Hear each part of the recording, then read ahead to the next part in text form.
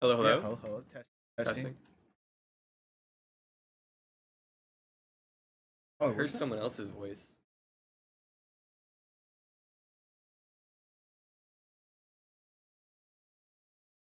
Am I getting? Probably, probably.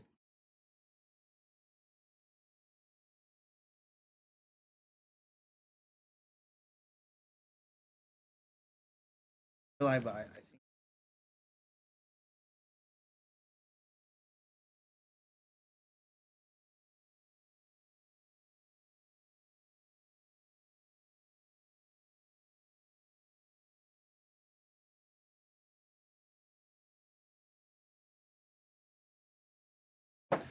Wow. Okay. We got CSULB. That's pretty safe. The Oriana is naturally just a nice. What I've seen from earlier drafts, pick not only just for them, but so. Do you like to play against the Oriana? Personally, we usually just have our mid laner solo kill them a couple times. Okay, yeah, that's always an effective strategy. You know? Yeah. It is a very safe pick. They have strong lane dominance and fighting skills. However, in side lanes, sometimes they can get for picks on Orion. What would you like to see? Aura, I think, is a great pick against Orion. Statistics on that matchup, but I'd assume it's pretty good. Yeah, I mean, I think Aura's excels at short trades and then just kind of like weaving in. It might be a good pick. Kind of just excels at like you and like kind of just lane, but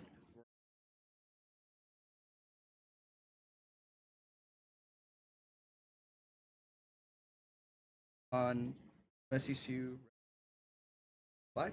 So PBJ, he's practicing that really good that comes out of it. I also did see that a scaling matchup for both. It's really going to depend who can be there for both top laners.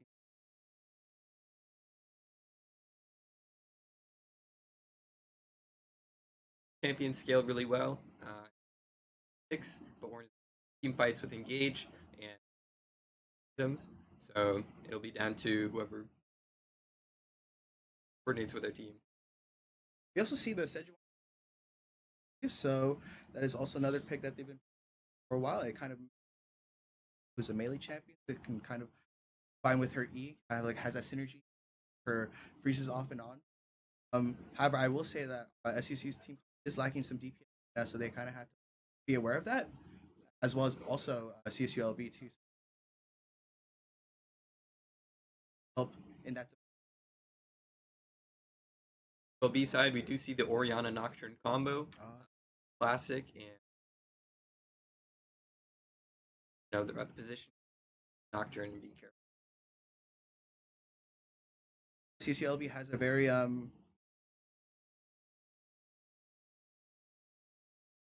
telegraphed combo on how they want to play out. So it parts SEC's team with Mbessa and Aurora ults coming in and whatnot. So we see the Corki being picked out for SDSU, and Corki's a pretty good lane champion. And if he can get ahead, he can transition really well into mid and late game as well. Interesting to see. We see the Lucian here with the Lucian Nami. It's a very standard bot lane duo, very classic for the last 6 years and pro play, I believe. Classic combo. Yeah, so I will say I think both teams are kind of opting for not a lot of objective taking, but just a lot of skirmishing is what I'm seeing. We'll see what I'm assuming what Signify or William will be picking here for support to counter the Lucian Nami. What would you think he would pick here? Be on the team with him. William has mentioned he wants to pull out something crazy for this game, so I would not be surprised if he ended up pulling Anivia is a good pick. I was thinking something like Vi support. It could even be on the table. Gotcha. Yeah. But I think with the Anivia, maybe takes the Ornn out of the fight a little easier. Can stop the E. I think it coordinates with Corki pretty well. To line up the all-ins and lane phase with the wall, especially once you hit ult. It'd be quite an interesting game. Yeah, I think the Nivea actually it's pretty cool because her W can interact with Orn E, when the fact that like he can practically stop it with the Nivea wall, as well as just being kind of like a long range caster. So it's kind of gonna kind of hurt Lucian most likely. And when Nivea hits level 6, where Lucian can't really dash in because he's just gonna be just sitting in the Nivea ult, right? So it's not gonna be that much fun for him. But we'll see. I mean, Lucian Nami does have a lot of burst, so and the Nivea is naturally just squishy, right? So just gonna have to see.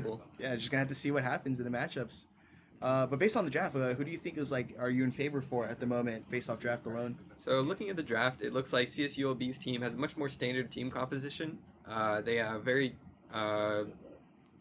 decided roles on what each person is doing on the team. It looks like their team fights should flow pretty naturally.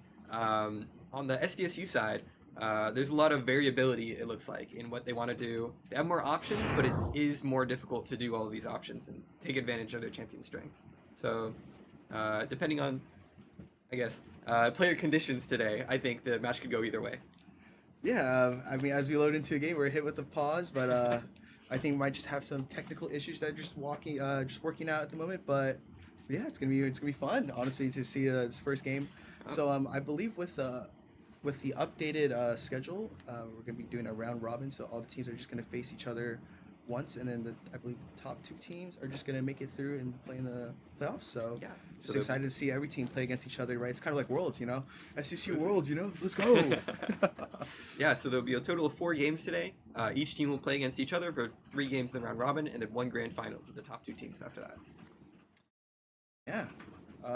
You know, what was your experience playing? Actually, I did my intro, but you want to give your intro real quick first? My name is Humbler Than You, or my tag is Humbler Than You. I am the current substitute top laner for SDSU. I've been on this team for several years, and I'm really excited to see this team, and as well as the competing teams, play their best today. Nice. Can I ask you, like, how your experience was playing on SDSU? You know, like, how was that, like, combining that with school and whatnot? Yeah, so especially when the games got busier and when we tried playing a lot more practices, doing more scrims, became harder to balance schoolwork and the team and other things. But I think I was really impressed by everybody's dedication on the team, especially this year. We were much more dedicated. I think everybody was really in it to win it this year, and I really appreciated all of the hard work and dedication that went in from every person on the team. Appreciate that answer. As we see, actually, just like that NA on the Nocturne, already invading, looking for an invade on Maz's blue buff here. So that could set up for kind of a vertical jungling where Nocturne just takes the bottom half of the map, and maybe Maz takes the top half of the map. But we'll see, because I kind of think that both junglers should probably play towards his bot lane, because it kind of seems like that's where a lot of the damage is going to be coming from for both teams. So it's going to be interesting to see that if Maz just doesn't get to see if his blue buff is taken, he just loses out on a lot of camps, practically, right? So, yeah. Yeah, this game looks like we have a pause right now. It looks like there's some more technical difficulties. But it looks like Maz is trying to do his standard top side to bot side pathing, get a bot lane ahead after full clearing, and try to repeat that. But Nocturne's trying to disrupt this by taking Mario's bot side, Maz's bot side, and then his own bot side, and then transition to staying in the bot side to assist this more volatile lane. I just want to say, Dolby Production, we kind of see all the player cams and all that. I haven't really seen that in a minute from what I've seen. So, Dolby Production, shout out to the production team. Yeah. Very cool. Although there are technical difficulties, that was a very interesting that scene. Yeah. With the one team on top, player cams on top, and the other team player cams on the bottom, and then the game in the middle. I thought that was very interesting. Yeah. Cool to look at. Oh man, I just cannot wait to watch this game. I love League. I don't know if I should be saying that, but I love League of Legends. Yeah, it's a great game. Yeah, so just working out some technical difficulties, but looks like we're back. Yeah, we're back. So yeah, it looks like Nocturne, just like that, is just taking Maz's bot side. So we have to really see what's going to happen afterwards once Maz figures out that his bot lane is taken. And they also do have place to ward there, so they're going to see if Maz even checks it. So I will say this is a pretty big tempo swing on the upcoming for CSULB for taking this invade approach right here. Absolutely. I think Mario is going to be in for a surprise when he sees that his entire bot side's taken. I think it'll be quite hard for him to transition into something else because Nocturne's top side is all the way across the map and away from the lane he wants to be at, and Nocturne will already be in his bot side taking it. So, with a level advantage from taking his other camps, I think, maybe not a level advantage, but Yeah, with easier access to the bot lane as well. we also see a bot lane fight and already have the Nivea passive being taken out. But honestly, Nivea passive is like it's like so deceptive in the early levels because she actually restores her HP fully when she gets into her passive, so she could just trade like that. And then now she's already at mid HP after taking like essentially just lost a life practically. As you see Maz take a gank here just to kind of counteract the fact that he got invaded in. And yeah, we're seeing some adaptive gameplay from SDCU's side to the fact that he didn't get invaded. So we'll see how CSULB kind of approaches that as well. Yeah, I think all things considered, it's turned out pretty well for the SDSU bot lane. They were able to get a crash, but not reset, I guess. Even though the Nocturne is bot side, or was bot side, it looks like there's skirmish happening, or getting ready to happen in the top side around Gromp. See the minimap there. But SDSU, good Nice cancel. stop. Yeah, as the skirmish in the top lane happens, we have Mbessa flashing in with Maz as well. And first blood goes back to bot lane, but we get a kill in return in the top lane. It looks like Maz is going to die here, and it looks like Brian Joe is going to also die here. But when Minhera is coming in through to maybe hopefully pick up a kill, and unfortunately that is what a 3-4-2 for the side of 4-4-2 for the side of CSULB. Wow, really good like reaction from them to kind of pick up on that invade on the from the top side from Maz. So really well played to CSULB. Absolutely, well coordinated. It looks like there was a 1-for-2 trade at the same time on the bot side. Both of the SDSU bot laners fell, and so did the jungler and top laner. Yeah. As if I was SCC, I would probably want to try to slow the game down, maybe just get more vision just to see if Nocturne's going to be around or invading soon. Because, once Nocturne hits level 6, that champion is just pretty strong, in my opinion. Absolutely. Just practically having like a semi-global ult that kind of near sights you is really strong, especially in a competitive game like this where, comms are very important, and having something that will just help deny comms is really advantageous for the team that has Nocturne as well. Absolutely. It is, however, important that the first Nocturnal of the game... Ooh, that is a good bubble from Nami right there. Oh, and they're looking for the trade back through the gank. Ooh, man. Nice. And 1-for-1. Stigify does trade his flash and life for the kill on Lucian, Lost in Echoes, but Dylan on the Corki gets a trade and it gets the crash in, gets solo XP and gold. So honestly, I will say it's a fair trade, like an even trade. Lucian does get the kill, but he loses on XP and minion gold, but Corki gets the kill and also gets to help crash the wave in here if possible.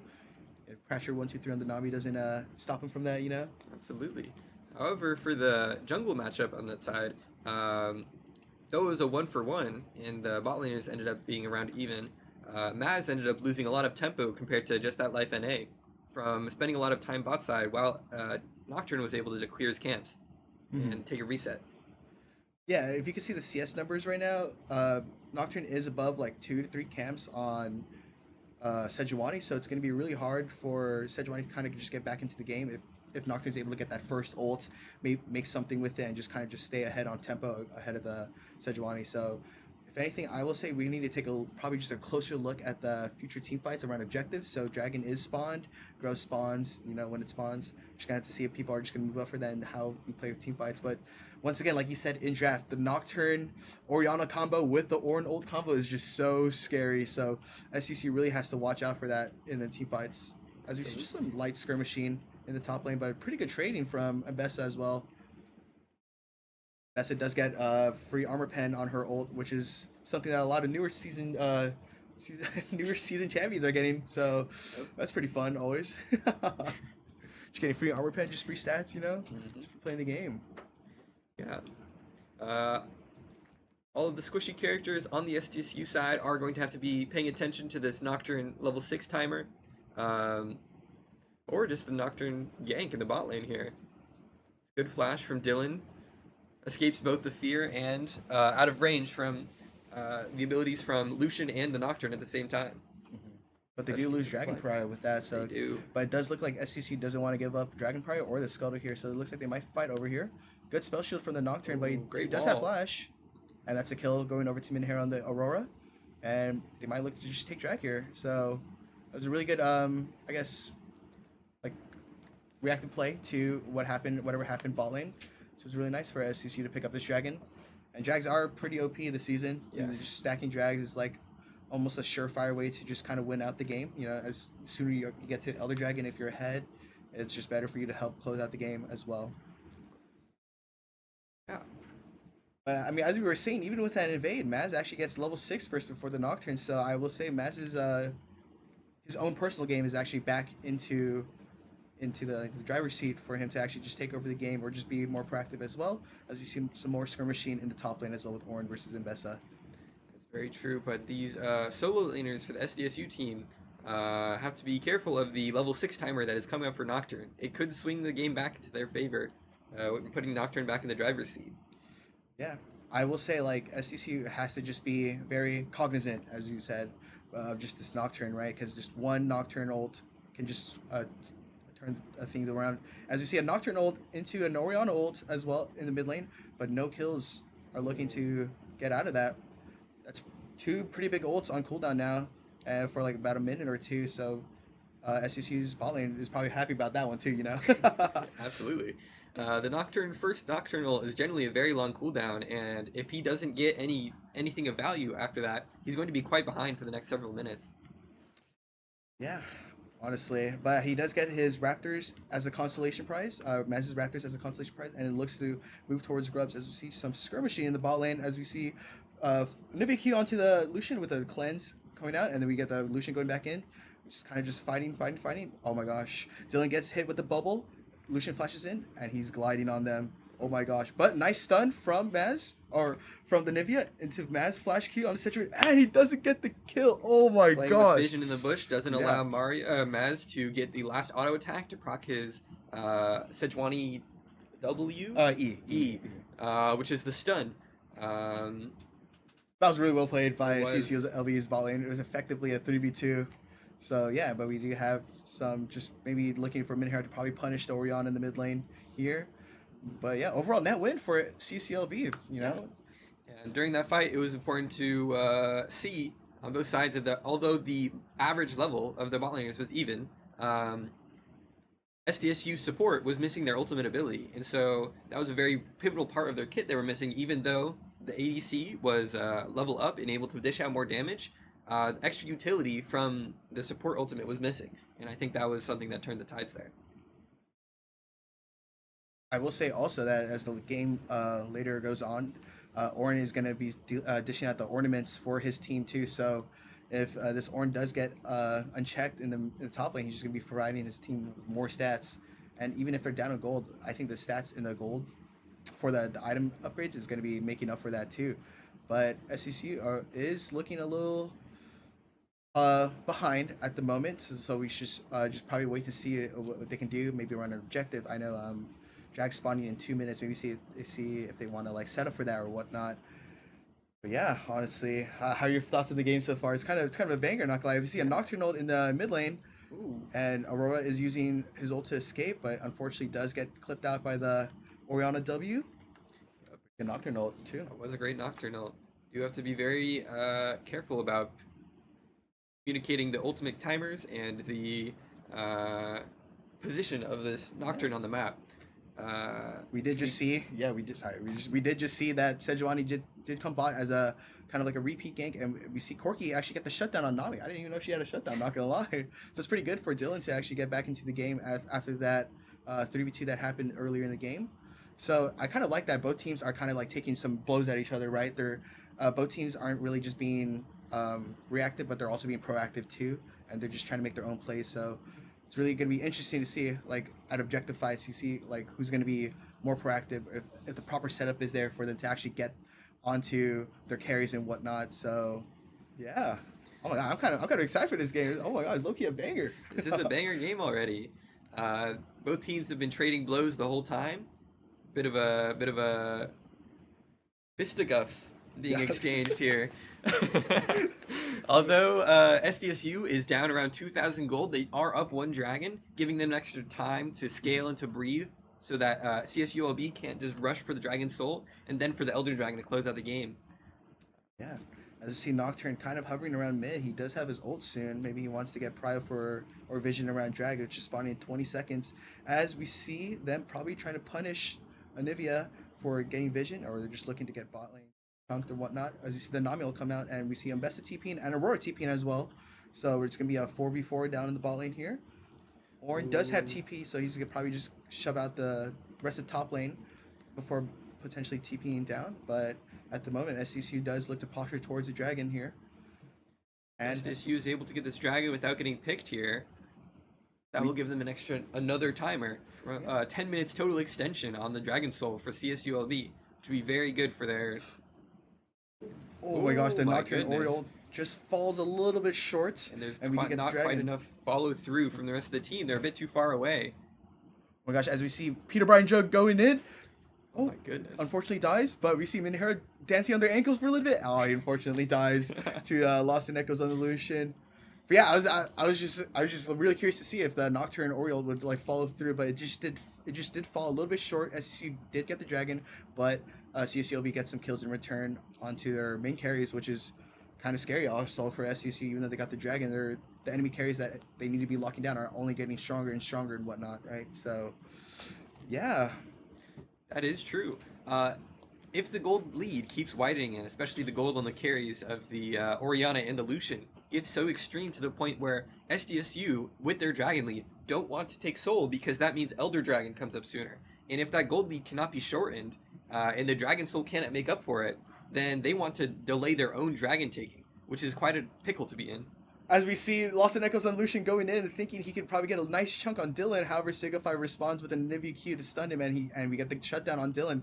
So as we were just talking about the carries getting the gold, I guess CSUV hands over some gold to SCCU carries. So, wow, is that like a caster curse? What's going on? Oh my gosh. Very exciting game so far. Gold being traded back and forth. Shutdowns being oh wow, another fight happens, and the pick on the Nami. The Nivea wall just shuts down any hope of escape there. Wow, yeah, that's something a lot of players fail to realize, that they think that the only CC that Nivea has is just her Q, right? But her wall can actually mess around your positioning so much. The fact that you have to like probably auto path towards somewhere that might be bad for you or more susceptible to skill shots. So that looks exactly what Signify on the Nivea is doing, where he's able to just wall them off, and then they start walking towards Dylan. Dylan just kind of just one shots them as Corky, right? Absolutely, and in addition to the Nivea R with the slow, it takes them even more time than the skill of the stun of the Q would to be able to escape that wall. They have to slowly path around, and especially with no flash or on an immobile champion like Nami, that's almost impossible to get out of.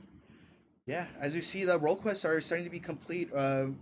Most likely, SDSU through their bot lane want to just take over the bot lane tower here. As we see Maz ganking him with an ult, and they do get the kill on Lost in Echoes. It's pretty well played by SDSU. They most likely want to get the tower here so they can transition their bot lane into mid lane. As we see a top lane ult and gank from the Nocturne and Orianna and the Ornn. As we see Peter Brian Joe fall short to that with 3 ults being used on him. As we see another trade kill on the bot lane with 3v1 onto a dive onto the Nami. So, wow, both teams, as you say, are just taking blows at each other and just wanting to kind of get ahead in either lane and whatnot. Wow. Absolutely. Plays on both sides of the map happening at almost all times of the game. This is great. Yeah, very SCC did take that first tower, and they most likely want to start world swapping or just lane swapping back to mid. But yeah, oh my gosh, banger game. As we see SCC with a 300 gold lead now. So gold lead has swapped, and SDSU still has the dragon lead. Game is looking more and more rough for the CSULB team, with all of the gold being on the carry Dylan, which they wanted for the DPS on the SDSU side. Yeah, but if I'm Dylan, I'm really scared. I have a huge bounty on my head with a Nocturne and Orianna, so I'm gonna be pinging my team like, "Yo, I need some peel, please," you know. So just gotta really watch out what happens in team fights, especially with the Nocturne, like with reduced vision. You can't really calm in real time if you need help because people don't really know what's going on, and yeah. But I will say, even though the Lucian has been getting killed over and over, he's still very strong, especially with the Nami enhancements coming through.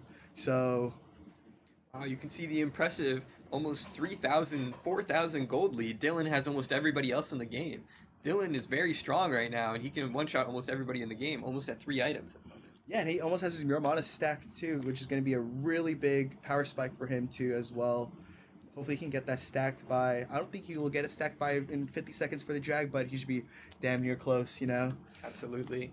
But he does have to be careful of the Orianna Nocturne Ornn combo that we saw in the top lane catch the Ambessa. Even with her unstoppable ult in several dashes, she was unable to escape from that massive, massive combo. We also see that Ornn is actually 2 levels up on the Ambessa, and I believe at level 13, that's when Ornn gets his own ornament, so he's only just that much more ahead, too, in terms of tempo, gold, and XP ahead of a Peter Bryan Joe on the Ambessa. So, ooh, things are getting a little dicey here, you know? It's kind of like a ticking time bomb for just CSULB to just start scaling infinitely with the ornaments coming out. Very true. These the 300 gold lead that SDSU has could evaporate very soon based on if Ornn can get those items to his carries. It looked like there were some chunks from the little trade in the top lane, but both top lanes are opting it back because the dragon is starting to get taken here by SDSU. And we see an Ornn TP coming out. We're going to have to see if there's going to be a Nocturne Orianna combo. We see the Orianna ball onto the Nocturne with the Rift Herald spawning. So we're going to see Ornn ult comes out with a wall to stop it, hopefully stop it, with an Orianna ult, and Nocturne does steal the dragon, and Nocturne is just running them down right now. You have to really see what Dylan can do here. Maybe he can salvage any of the team fight, but it does look like CSULB is looking to just take the dragon, just get out with the Rift Herald, get the tempo on the mid lane, and just take over mid lane tower and get some map pressure onto SDSU.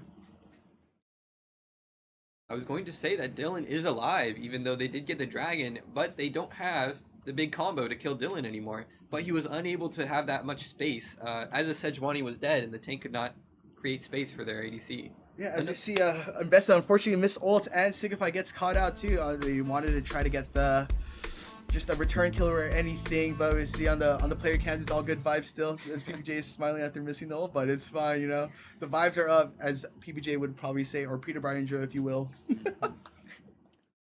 As he's otherwise known, of course. It's great to see all the players seem to be having a great time at this LAN event. It's a great event. Very thankful for the sponsors and the organizers for creating this event and this opportunity for the players. And this banger game so far. It's very exciting. Yeah, oh my gosh. Corki has 10,000 gold. Oh my gosh. He has double the gold of the supports. Yeah, oh my gosh. Corki is looking a little bit like Thanos right now, but, you know, we're going to have to see if CSULB has the answers to really deal with him later into the stage, which honestly I think they will. Not that Nocturne Orianna combo, if they can get it right, just that one ult combo, it'll just turn the game around so much. You're right, it's so brutal. If Corki's ever caught without flash into that combo, what is he gonna do? The Orianna ult, the Ornn ult, Nocturne ult is just so much to deal with, especially with a Nami ult following through to prevent the peel from the Sejuani and the Ambessa from coming through. It would be so brutal. And the side laners on the side of CSULB are a bit stronger than the side laners on the side of SDSU. Ornn still being a level ahead, and so is the mid laner, Orianna, ahead of the Aurora and Ambessa on the SDSU side. Yeah, honestly, just gonna be I don't know, I'm just so excited to see this game. It's such a banger already.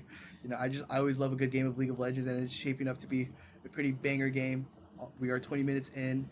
As you see, a Nocturne ult with a late Orianna ult, but it still catches Minhera on Aurora. Minhera uses the ult to probably escape, but unfortunately still falls short to the Orianna. As we see, Signify using the wall to catch out Lost in Echoes on the Lucian, and it gets a pretty big chunk on them. Maybe they can take mid tower off that, but yeah. It's a pretty big chunk, and the Maz is coming forward to the mid lane as well to maybe set up a dive. That's flash from the Nami, but not from the Lucian yet. And the wave is cleared, so it might be very difficult to take this mid tower before the reinforcements arrive for CSULB.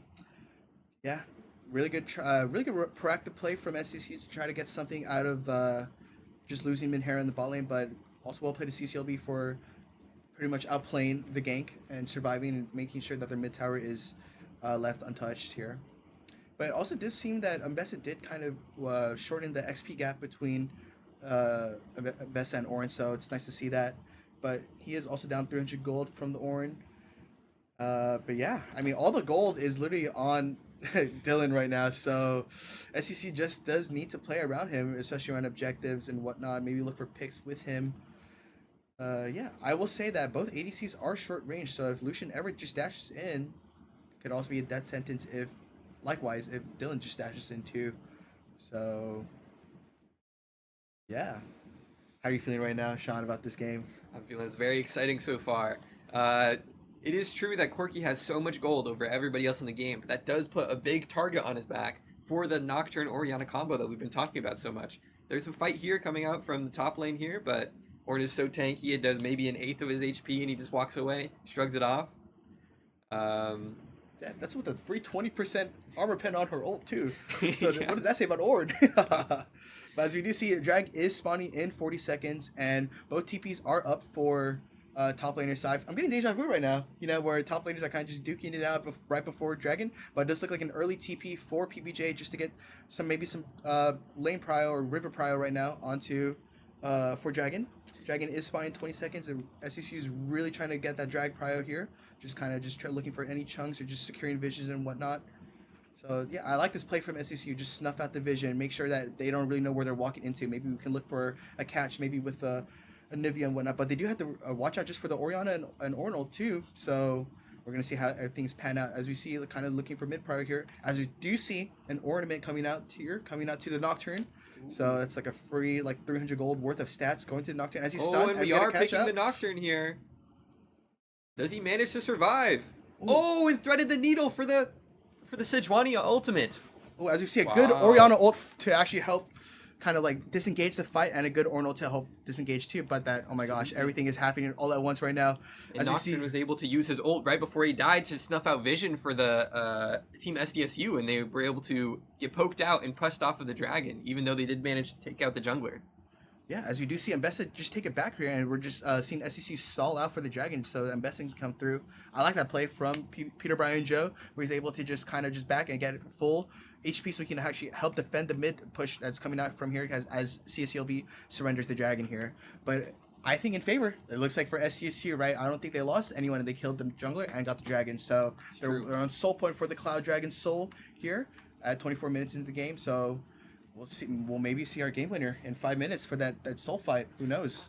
And Cloud Soul is just so impactful. The 50% movement speed on the ult and the general 10% movement speed is just so strong for positioning. You can get to places faster. In team fights or in fights, you can dodge skill shots easier, position better. It's just such a good, in my opinion, the most impactful soul. Yeah, and it's also combined with innate slow resistance it also gives too, as well as if you really think about it, the people who are using ults on SCCU's side is going to be Corki a lot and Nivea, who kind of just spam their ults, so they're going to be just spamming that movement speed boost, so it's going to be really hard to actually catch them out of position, right? So a really good soul pickup for SCCU if they happen to manage to get it and whatnot. So yeah, but I think both teams are probably just going to play standard, probably just farm out, probably just play safe and whatnot. But Baron is spawned, so we're gonna have to see if they want to even look for that as well. As you see, an Ornn ult coming out for two people from SCC's side. Maz does get bubbled, and Nami ulted as well as Lucian ulted. Oh my gosh, he got the full package. But Peter Bryan Joe ults in and unfortunately falls short. So I think I just cast a curse them again, where I was saying they're probably just playing safe, and it's my bad. Oh my gosh. And after this play, we do see the gold gap widen. It has been trading back and forth from CSU, LB, and SDSU, but with the series of picks that CSU, LB has been getting, and now looking for the Baron, they look to be in a good spot in the game once again. Yeah, I just don't see how SEC will probably get this Baron if it's steal or whatnot, but we'll just see Minhera looks to get it. Unfortunately, doesn't do enough damage to actually get it as well. So it's a clean pick from picks from CSCLB and the Baron take. So we'll play to them. Very decisive play, very well coordinated. The Anivia on the SDSU side was unable to assist the top side of her team because of that triangle bush. Tri-bush. The tri-bush, she was stuck she couldn't go into the river to help out because the Nocturne was coming, and the Ornn could always just walk backwards and catch her out before she could go back to her team. And to go around through the Krugsbush through the tower where the tower usually is would just take too long, and she would be unable to help her team there. Yeah, but to really see what CCLB is going to do with this Baron here. Looks like they're having their Ornn and bot lane kind of just push through mid, leaving Mbessa just alone in the side lane. If I was CCLB, I just want to be pushing all the lanes as I can to just help get more map pressure for Dragon that's spawning in 2 minutes. And we see a stun onto the Ornn as well as the wall, interview wall coming out. And yeah, it looks like he just walks it off. Yeah, this guy's just wow. Okay, Ornn. Oh, I see a nice stun. Goodness. And with the Peter Bryan Joe going in, and the Nocturne. Oh, and the Nocturne Ori ult. The combination misses. However, there's just not a lot of damage coming out on the side of SEC as we go back in onto the Ornn. This Ornn's taking no damage. Unfortunately, he does finally fall. And another shutdown going to Dylan on the Corki. As we hear, as I've heard, PBJ getting a little bit emotional over that. So I think the players are taking it really passionate, which is what I love to see, you know? In such an intense game like this, it is good to see the members of both teams, as you could see on the screen. The screen when they switch to the player cams. You could see the how each team was taking it in that play, taking how the play went.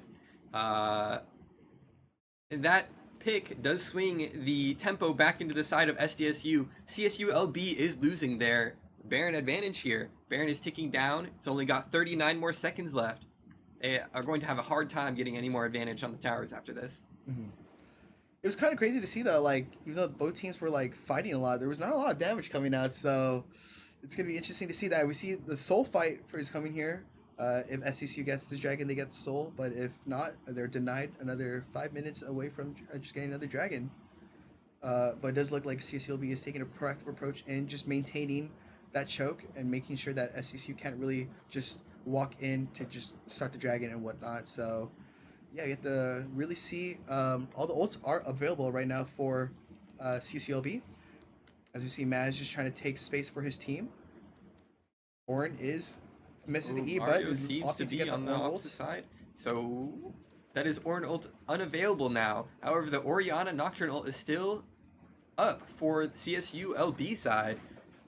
Dylan is a bit far, so if the engage happens, never mind, he's back. You have to really just see the Nocturne ult, watch Nocturne ult, he has the ball on him. Oh my gosh. SDSU has to play very carefully here. Oh, nice wall. With the wall on the Ornn. And he gets caught. No. But is there enough follow-up on the Corki? There is.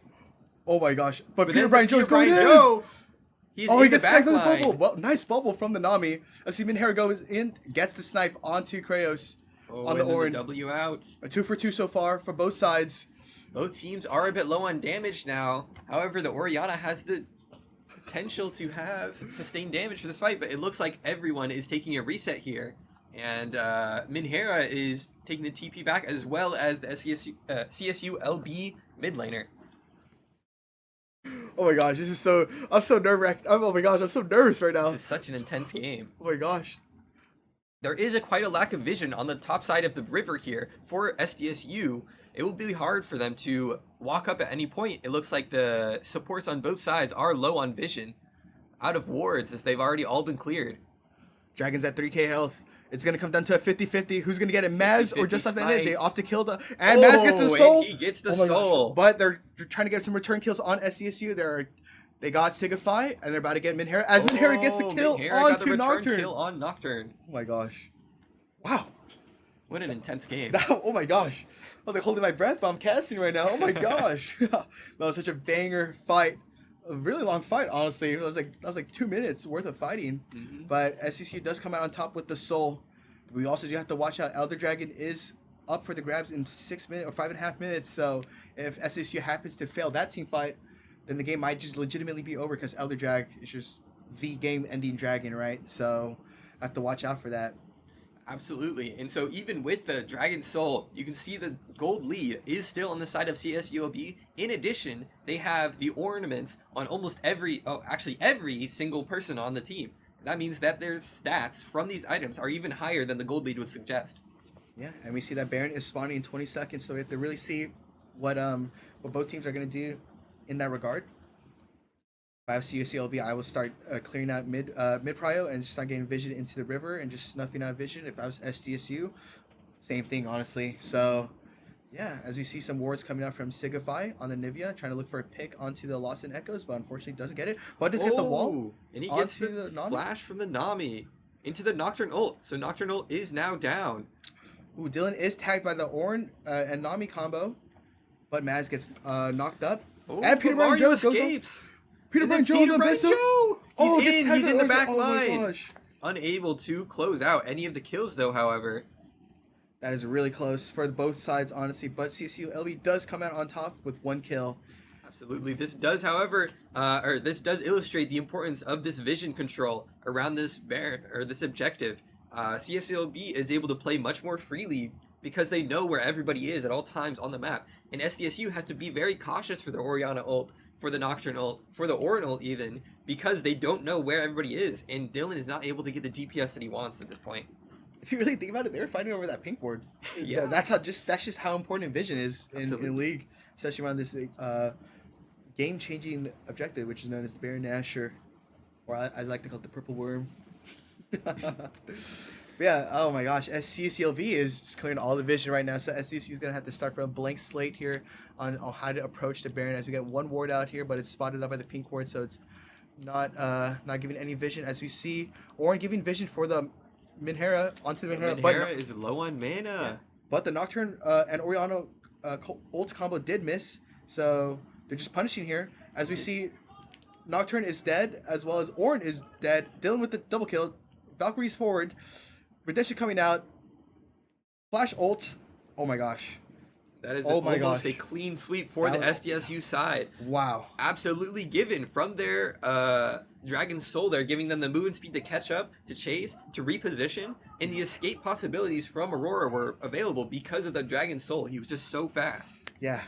Dang, that's unfortunate too. The Lucian dashes forward to try to get a pick onto Signify, but unfortunately, Lucian is a 500 range champion in Season 16. Can't really gap close on that. And he gets walled off and gets picked off. Really well played. I could see the angle from both sides, right? We have a manaless mid laner on the top lane, right? So you obviously want to go for that pick. However, I did see that the Nocturne Orianna ult combo actually missed onto Minhera, so they just missed out on that crucial damage there. And SCC responded really nicely with a clean 3-4-0 into eventually a 4-4-0 into Baron to turn things into their favor once again. So finally, SCC has a commanding gold lead for the first time, I believe, in the game, or maybe second time, with about a 1.5 or 2k gold lead here. So yeah, they're going to have Baron by the time that Elder Dragon spawns, so they're going to have to really utilize this Baron to probably push out their lanes to maybe get more map pressure for Elder Dragon here. So true.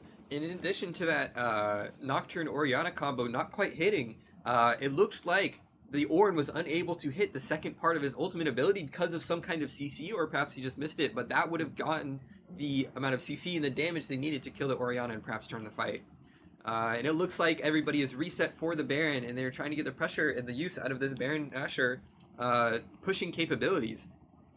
Yeah, and I'm just gonna give flowers where they're due. This Signify Anivia pick is doing some wonders. Though, like I was about to say, the wall is really catching these people out of position here, and people are really, as I said early in the game, are really susceptible to just getting caught up by it, even though it's not your traditional CC. Just having that terrain where it messes up your character's pathing is kind of like a hidden OP nowadays, right? So maybe that's why Anivia is being highly contested or just picked often too.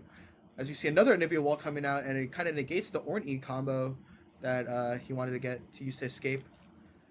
Yeah. So true, and especially with almost every single person on the CSU LB side not really having a dash or an ability to get over the Anivia wall. That E ability is just such good utility to start fights and engage. Is just so oppressive to the CSULB team. Mm-hmm. Yeah, but I will say, Orianna is 7-1 with the ornaments. So if she gets one ult off, people are just dying for sure, right? As we see a Nocturne and Orianna ult possibly coming through, it does tag Dylan, and he flashes out. Nocturne flashes out, and the Nivea R is doing so much for the CC. Minhera uses R, and we see Zhonya's coming out, Redemption's coming out. Oh my gosh, big chunk on SCCU's side. Minhera does get the kill on the Nocturne, as we see all these helpers are going so low. Trade for trade. You just see that. And we kill the Lucian, and we get the Nami, and it looks like SCCU is taking this dub. Wow.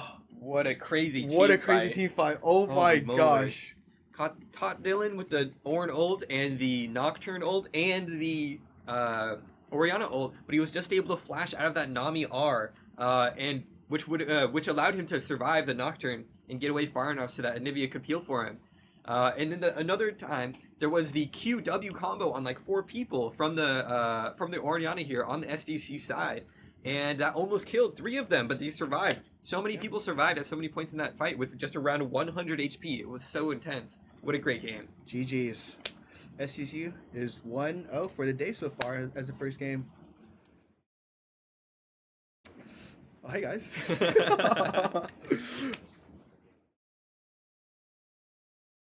Yeah, wow. That was honestly really well played to both sides, I will say. Absolutely. Oh, my gosh. I think the CSUOB side was very focused in their Nocturne Orianna combo, and I thought they did pull it off at different points where they really needed to, and it was great. However, the Dylan with all of his gold and all of his lead, he really knew how to play around that and make sure he was far enough back in his team so that Nocturne would not be able to have any of that follow-up he needed to finish the kill. And with the peel from the Anivia and the Sejuani on his team, he was able to survive almost every time from that Nocturne Orianna combo. Yeah, I will also say that SCC also did really good in kind of supporting Dylan in the matter of fact, where with Sigify using his walls to help maintain space as Maz is walking up, or Mbessa catching out on Peter Brian Joe, otherwise known as PBJ, is catching out some people with Mbessa. But honestly, well played to both sides. Honestly, really back and forth game. That's what I love to see. Mm-hmm.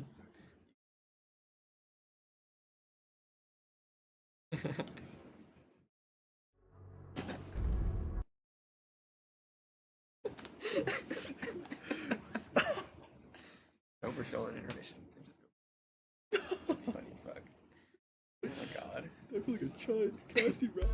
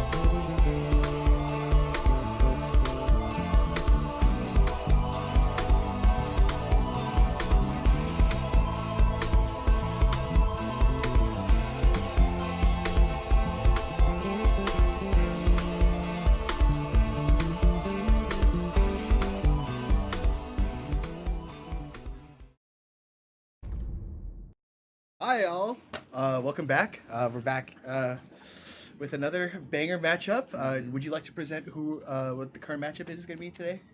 So we're playing with SDSU one more time against the UCSD team that's here today. Ooh. Even though I'm from SDSU, I'm shout out to absolutely UCSD. I have a lot of friends there that have played on the league team. So even though I bleed black and red for SDSU, I still love UCSD. You know. Oh, they saw the Anivia pick from last round. They seem to be. Oh wait, no, that's art. Oh, wait, yeah. that's SDSU banning Anivia there. No, I think SDSU. No, Or UCSD is bad even maybe. Yeah. I guess just a little spot. That's fine.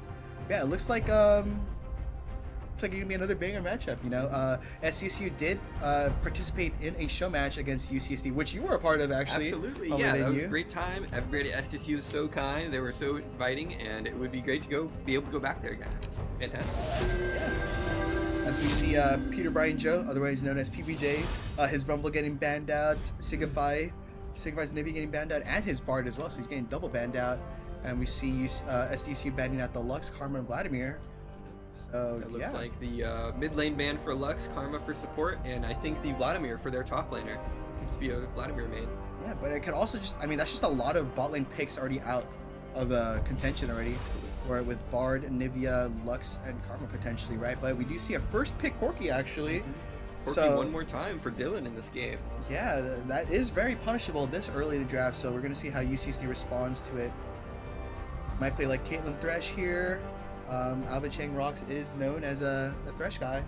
And 1 million points on it, but also Janet too. So we see Ashe. We might even see an Ashe Seraphine here. So, ooh, I'm excited for draft already. Oh my gosh, you know? So, yeah, 20 seconds here on the clock for CSD. Just gonna see what they pick here and whatnot. But yeah. If you were UCSD side, what would you be thinking about this draft? Or I think Ashe could probably deal with Corki, maybe not in lane, but like outside of lane. But as we do see, Ashe Seraphine, super strong bot lane duo, because if you guys don't know that Seraphine E, it will actually, I believe, root or stun you if you're slowed already. Yeah. So, yeah, actually. So, and Ashe's auto's inherently slow, so it's just gonna be guaranteed CC.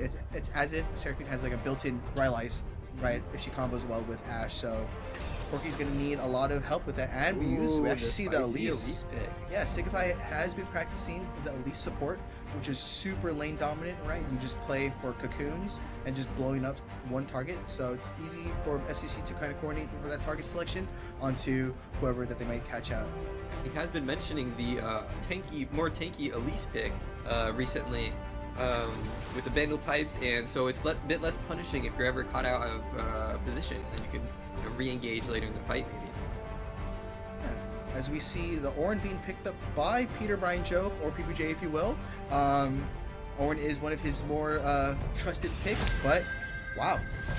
UCSD responds with Gwen, which is going to really hurt the Ornn later into the game as it goes by, because Gwen is just going to be that one of the more natural just tank killers in the game with her not really true damage, but her max health shred and omni vamp from that shred as well. As we see, Mel is getting banned too, just to maybe counter the fact that they do have Ashe, Seraphine, and Gwen R's, which are skill shot abilities attached to ultimates, so they want to get that reflected at them. Imagine a Seraphine ult coming at you when you're the Seraphine. That's not really fun if you're in the Seraphine's position, right? So we're gonna have to see what else SECU bans out here. We're gonna also ban out the Orianna here. I think that would make them a bit too AP focused. Yeah, so, I was about to say that. Yeah. I don't know. Maybe they're thinking something along the lines of they don't want their front line to be caught out or something like that. But for this Gwen Ornn matchup, it actually is quite Ornn favored in the lane phase, because Gwen doesn't quite have that AP scaling to get that percent health damage yet. However, if SDSU and UCSD both play for the bottom side of the game, that Ornn-sided matchup isn't really going to materialize into anything until Gwen starts overtaking him with the scaling. Yeah, but I'm also just curious to see what UCSD will pick. They need to pick most likely their mid laner and their jungler right now, and 32 AP, right? So we're gonna have to just see if they're gonna just double down or triple down on a third AP option or whatnot. But yeah, they do have to blind someone here, probably a jungler here, probably give a counter pick to maybe mid lane. Yeah, I wonder if UCC actually thinks that it's a least jungle too. So um, with the Skarner pick coming out, it's a really good frontliner for the side of UCSD, being able to just kind of eat up a lot of the CC that Elise and Ornn might dish out. It's true. They do have a very beefy front line and a very possibility of the Seraphine R into through Skarner into a Skarner E or maybe even Skarner R to prolong that. Oh, there's no way to Zaffy. That is a spicy pick. Holy moly. Okay, that is much more standard.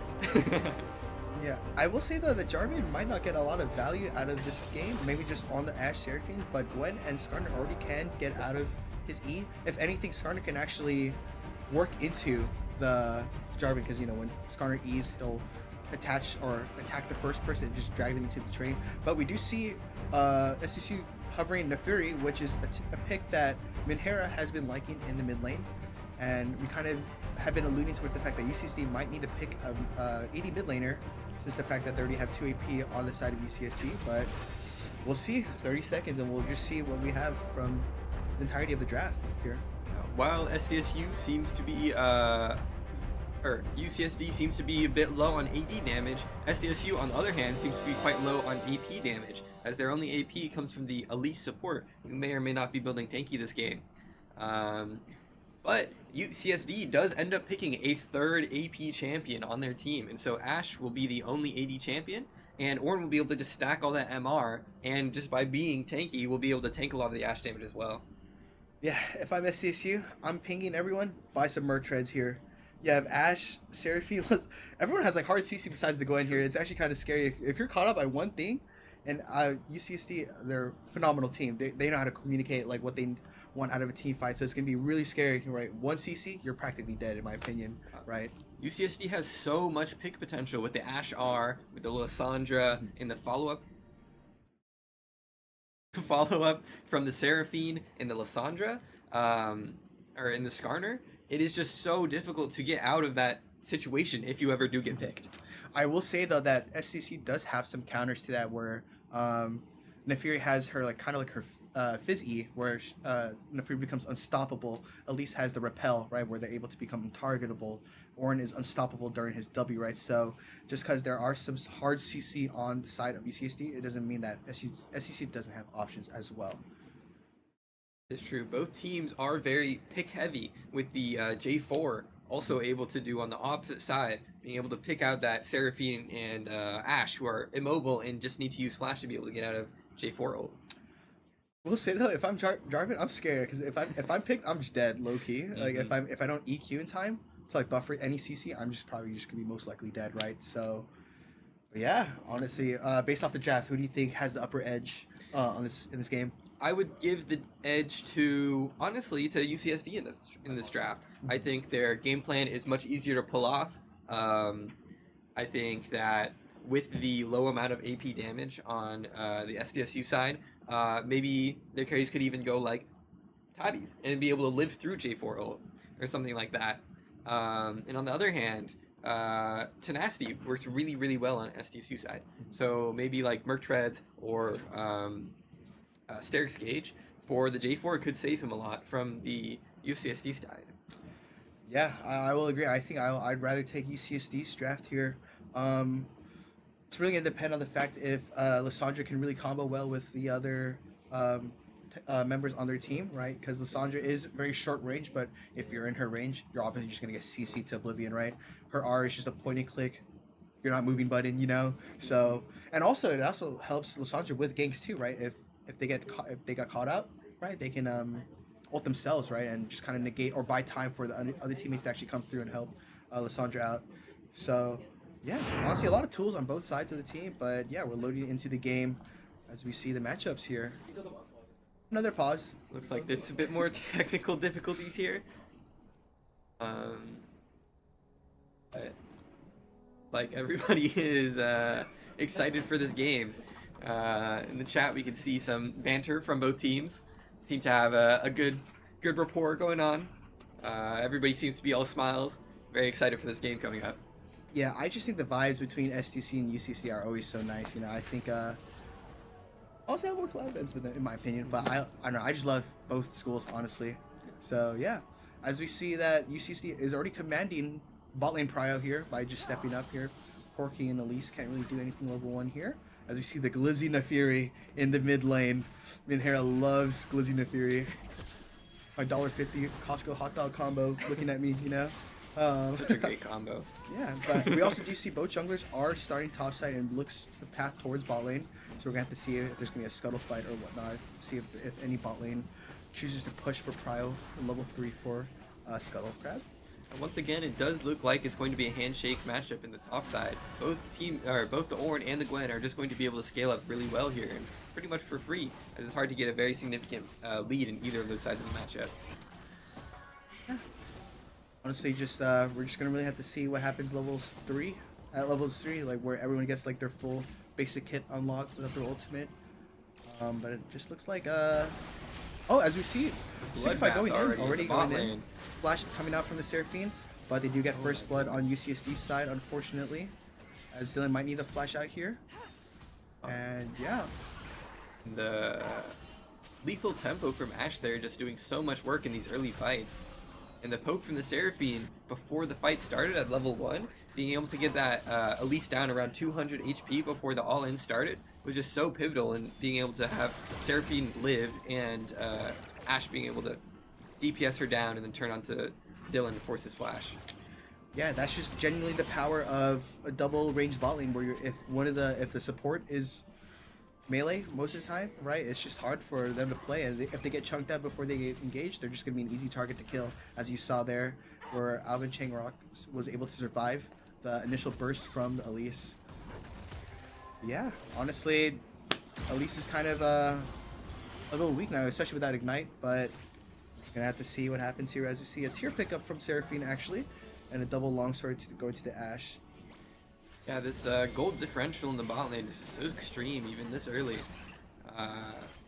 With Ashe having almost like 20 more AD than the Corki does, and a level up at the moment, while Corki does have a bit more sustain from his refillable potion, Ashe has that from the Seraphine. And if they can avoid getting all in,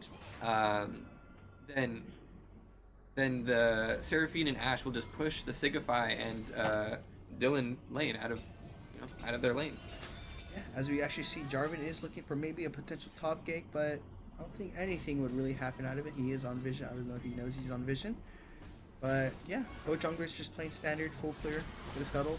What I like, I saw what Maz did was he just adapted to the fact that Bali might not have prio, so he just went straight for top grab instead of the bot scuttle, which is a nice adaptive play from him.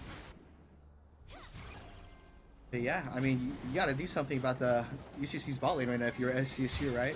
They're kind of just gonna be slowly bleeding your bot lane out. You gotta really help them out here. Yeah, otherwise, pretty slow game. Other than that first blood, already a 1.2k gold lead ahead for UCSD, just based off that kill alone. And just laning. But the maybe solo kill from the Glizzy Nefiri coming out on the side of SDSU. Wow. Minhera loves his pick for one reason only, and that's that Costco $1.50 combo on the mid laner right there, you know? Great combo. I know. Gotta play it off with Klarna sometimes. Yeah, as you see, a solo kill going out from Minhera.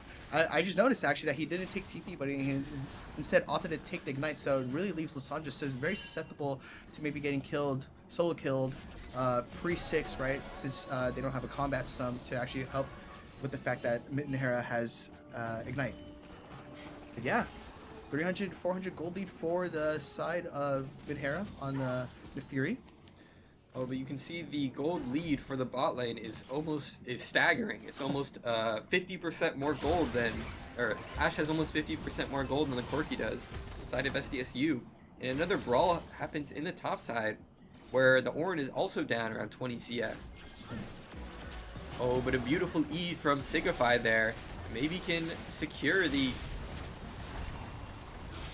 Ashe kill, but she flashes away after the attempted flash prediction, I think, from the J4 there. That's so much damage coming up from the Seraphine. As we also get a solo kill in the top lane, as well as Signify barely getting out, and the flash ult from the Lissandra coming out too, with a clean 3-4-0 from the side. I believe 3-4-0 or 3-4-0 for the side of UCSD. Wow, well played to them, honestly, for turning around that gank. A little bit overforced, in my opinion, from SDSU, but overall just a good like fight back from UCSD as well. Wow, that was rough. That was really clinical, well actually. Yeah. Ash was very disciplined in holding her flash until it was very needed. Saw the trajectory of the J4 EQ and did not panic, flash into it, as I think Maz was predicting he would. But it was a good save attempt from Maz to get the Elise out of there and almost escape with his life, but forcing the flash and ult from the Lissandra, perhaps opening up mid lane for the possibility of another solo kill without those combat abilities. Yeah, and if you look at the gold graph right now, or just the golds and the scoreboards, you can see that the top laner and ADC are just a 1k gold up on their respective opponents, and wow, that is just, it's not even like 10 minutes into the game, right? Like, Grubs haven't even spawned. That's like really well played from the side of UCSD. It's going to really be hard for SCC to come back from that deficit, but we might see something here where Peter Brian Joe's landing some CC onto the Gwen. Glizzy Nefiri goes in. Gwen still does have flash, so probably has to flash something out here, but oh my goodness, the Glizzy Nefiri might pull it out again. Oh, but Gwen lives on perhaps 1 HP there.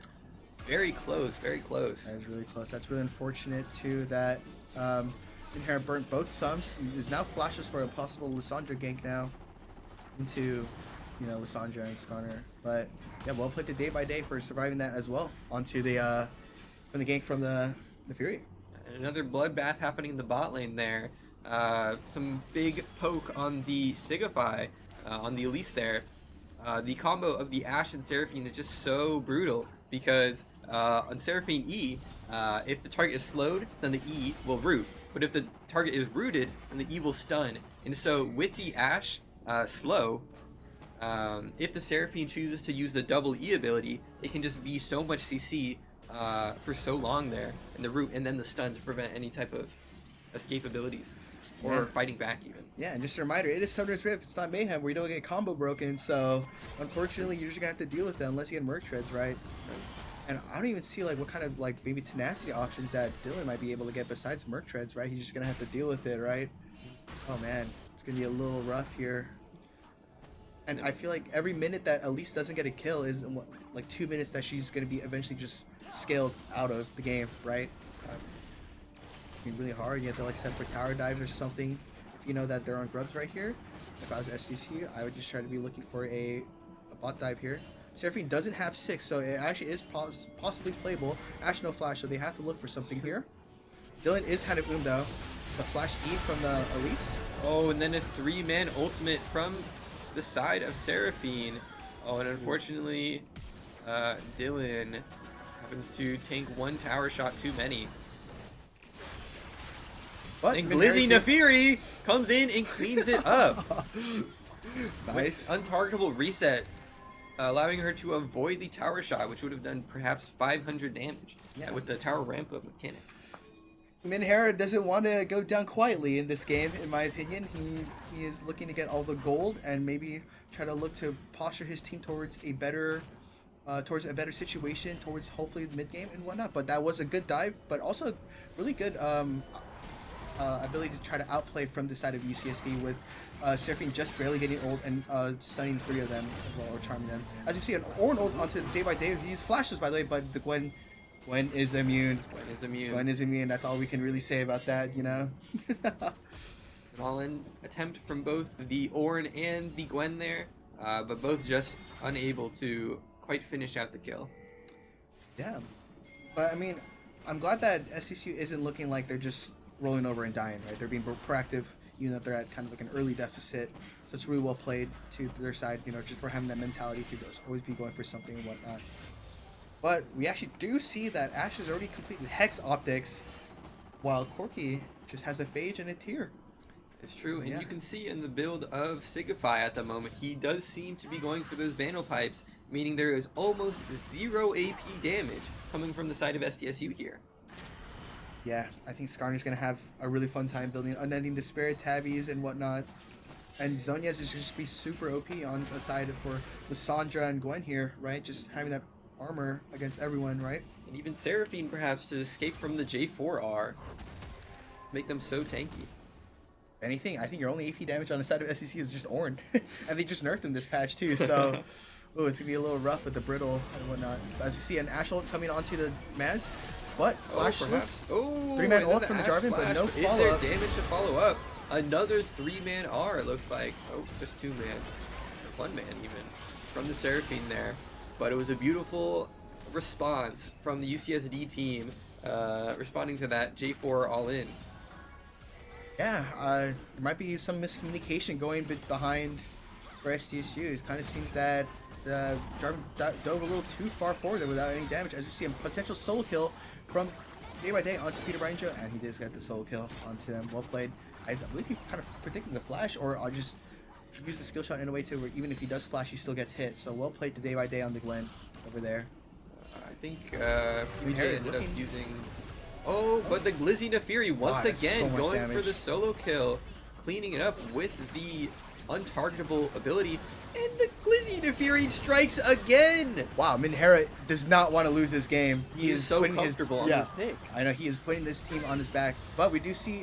Okay, deja vu. Lissandra, the last time she came by, she flash ulted someone, and now she just comes again and flash ulted someone. And that was a really good move from Lissandra there to wait out the Corki ult. She didn't immediately flash R there to see if she could bait out Corki ult, knowing that it would still be within range. Yes, exactly. Well played, honestly, to both sides. It looked really good for the side of SCCU, but UCC happens to get 2 back. So honestly, 2 for 2 there, right? Yeah, as you see, Mash is trying to take some retribution jungle camps by invading his top side, clean vision, whatnot. Yeah, if I was SDSU, I'm looking at the time of the timer of the game, like, oh man, Gwen is kind of scaling, you know, kind of scared, right? My Ornn's a little behind. What can we do here, guys? Is what I would probably be asking my team. Gwen has already completed Riftmaker, and that means that she can almost not die to this Ornn at any point in this game so far now. Just the sustained damage and the increase in damage against champions that she gets from being in combat with Riftmaker is just so strong against tanks. You see a Skarner E onto Minhera. Does land. There. Oh, and dodges the R. Does manage to dodge Skarner R. Wow, Nefiri's just such a slippery champion, honestly. Yeah, as they look to take the red buff. Vans is here to get it. Again, Ornn is struggling underneath this tower from the Gwen poke here. Even though he is so massive and tanky, it is hard to do. Wow, CC chain on the side of gets the repel UCSB, off. But he does get the repel off. Wow. I like what the Seraphine did there actually with the Ash W. Yeah, Alvin Chang rocks threw out the E before he used his R, because I think there might have been a slight disconnect from the time that the R would have landed onto the Elise to give them time to repel. So he shot at an E, and as we said before, if they're stunned already, if they're E, they're probably just going to continue to stun. So it gives them time to actually react with no time to actually react with the Seraphine ult coming in. So even though he didn't get a kill, I can appreciate the micro that was used in that play. Absolutely. And that would have actually usually been a kill on the side of UCSD, but Signify is going a more tanky build with Kindle Gem already bought and the both of the Cloth Armor and the Null Magic Mantle, preventing the damage from the Seraphine and the Ashe from finishing the job. Yeah, I will say that actually both UCC's bot lane already completed the role quest, while SCC still needs to complete their role quest, so that can only just tell you how much of a kind of a gold gap is happening right now in the game for each side of UCSD. UCSD is playing a really phenomenal game right now, in my opinion, but we'll just see. You never know. You really never know in these kinds of games, right? Until the Nexus is blown up.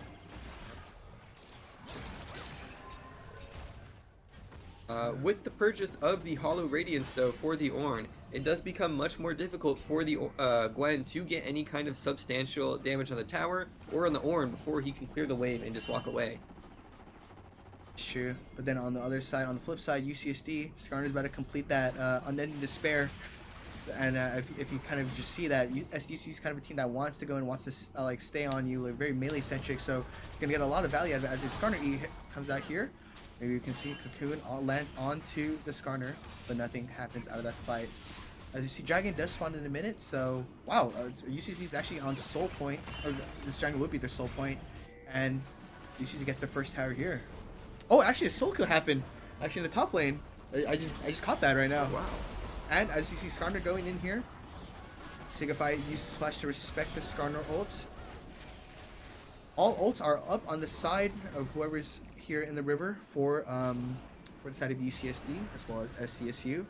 But it does look like UCSD is just having a commanding effect on getting control for this Cloud Drag, which will only just help them accelerate the game faster. Because as you said in the last game, where if they can't like decrease the gold gap by the time Elder spawns, it's kind of a flip. But it looks like UCSD is just having a commanding effort in this regard. So even if Elder were to spawn, if things continue to stay like this right now, they're probably in a commanding position to just take the Elder without much fight back from SDSU. Definitely. This Cloud Soul, the situation that was happening in the last game was, although SDSU had the lead in the Dragons, they were behind in gold in overall combat power, I would say. Oh, as we see, Signify getting caught out here, trying to get vision, but actually, SDSU gets the Dragon in return. They get Signify on the lease, and Maz gets the flash out, and yeah, 1-0, but we got the Dragon in return, so that kind of saves SDSU 5 minutes on the clock to kind of scale up and whatnot. Yeah, I think that's a pretty good, that's a really good Dragon to get taken from, just to take away from UCSD, but it looks like they're 3-manning here. Lissandra doesn't have ults, which is pretty important, but Ashe and Seraphine does have ults, so we have to watch out here. Ooh, he's getting slowed. Most likely, Nefiri Ashe has, what's it called? It's the thing where you get, like, moves you towards, approach velocity. Approach velocity, yeah, most likely has that in their secondary rune, so they're able to catch up if they're able to, slow them initially on Ashe, but yeah. In addition, with the Phantom Dancer, that does give, I think, 12% movement speed, and so that chase potential is just so strong. 10% is a lot, mind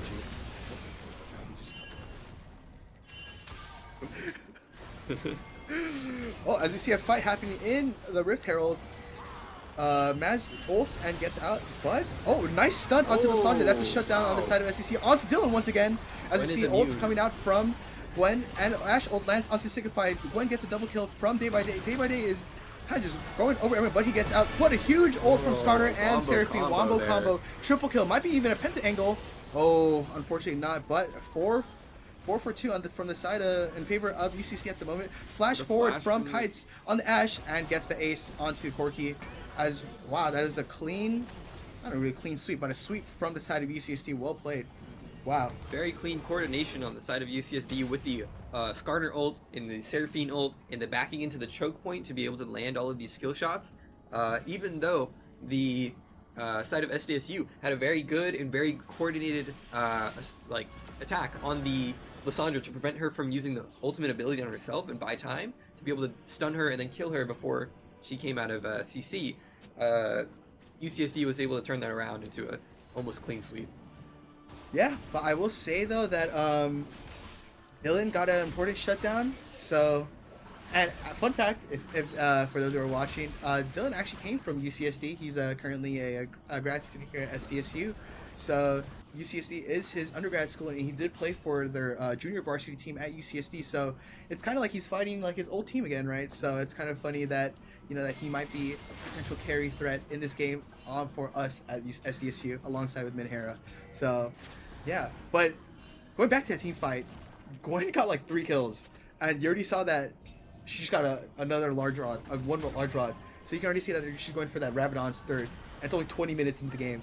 So it's going to be really scary once she completes that. She's probably just going to be just like one-shotting everyone, in my opinion. Or maybe even a Shadow Flame too, right? I just see an Ashe ult going onto Signify here. He's kind of caught out. And Kites gets another kill, is on a killing spree as they're looking for more. And they're using the Rift Herald to spawn. And you probably get mid-prior here on the tower as well. Minhera's looking on the side here, maybe for a flank. Peter Brian Joe's looking for something potentially, but is getting caught out by the Skarner here. And they're getting the mid-tower here. Gwen is just commanding so much space. Wow, that was 1 EQ, and then he got pretty much dead. Wow, well played to Day by Day. Gets the kill onto Dylan here. Misses the tower, actually. Max first off in. There you go.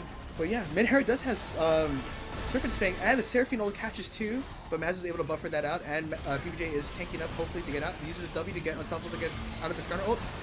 Jarvan ult. Oh my god. Nefiri is in the back line getting work done. However, the damage on the side of SDSU is just kind of not enough. This Gwen has so much healing. A stun from Elise, but there's just no damage once again. And Gwen is just the last one alive. Oh, gonna get a kill onto Lissandra here. But then again, I feel like Gwen is just kind of Thanos here. But another stun lands, and Dylan is back up. True. Already after dying initially to Gwen. Maybe they can catch clean out. dodge from the side of Gwen, and then is immune. Dylan is in melee range. He's got to be careful. And unfortunately for SDSU, instead of the ADC carry getting the shutdown there, the massive shutdown from the Gwen, it goes to the Jarvan instead. Not the worst that could have happened, but also not Dylan getting the shutdown. Yeah. Wow. What an intense fight. What an intense fight. Even though things didn't work out in SDSU's favor, they did happen to get a lot of gold, which they needed.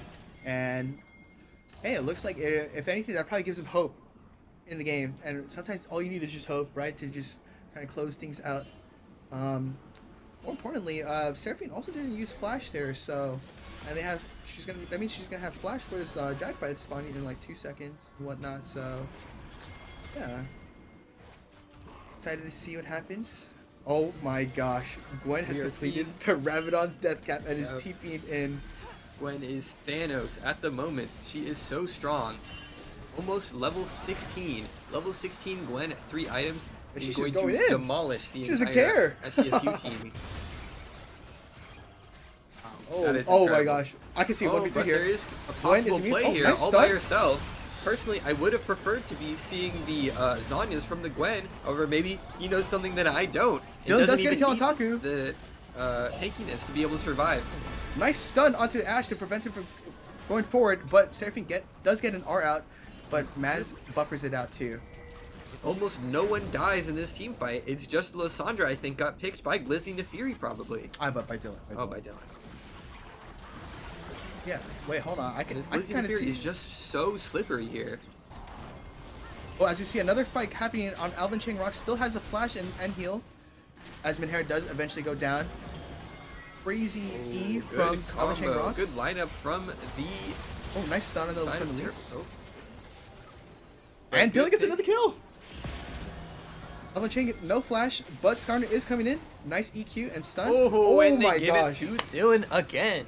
Oh Dylan my is now back in the game, almost equivalent gold to the Ashe, who was so far ahead at earlier points in the game. Oh my gosh. Wow, what a game. What a banger game.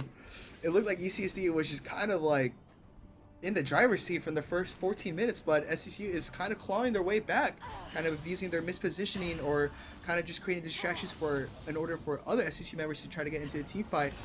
But yeah, well played to the side of SCSU right now for trying to get back into the game.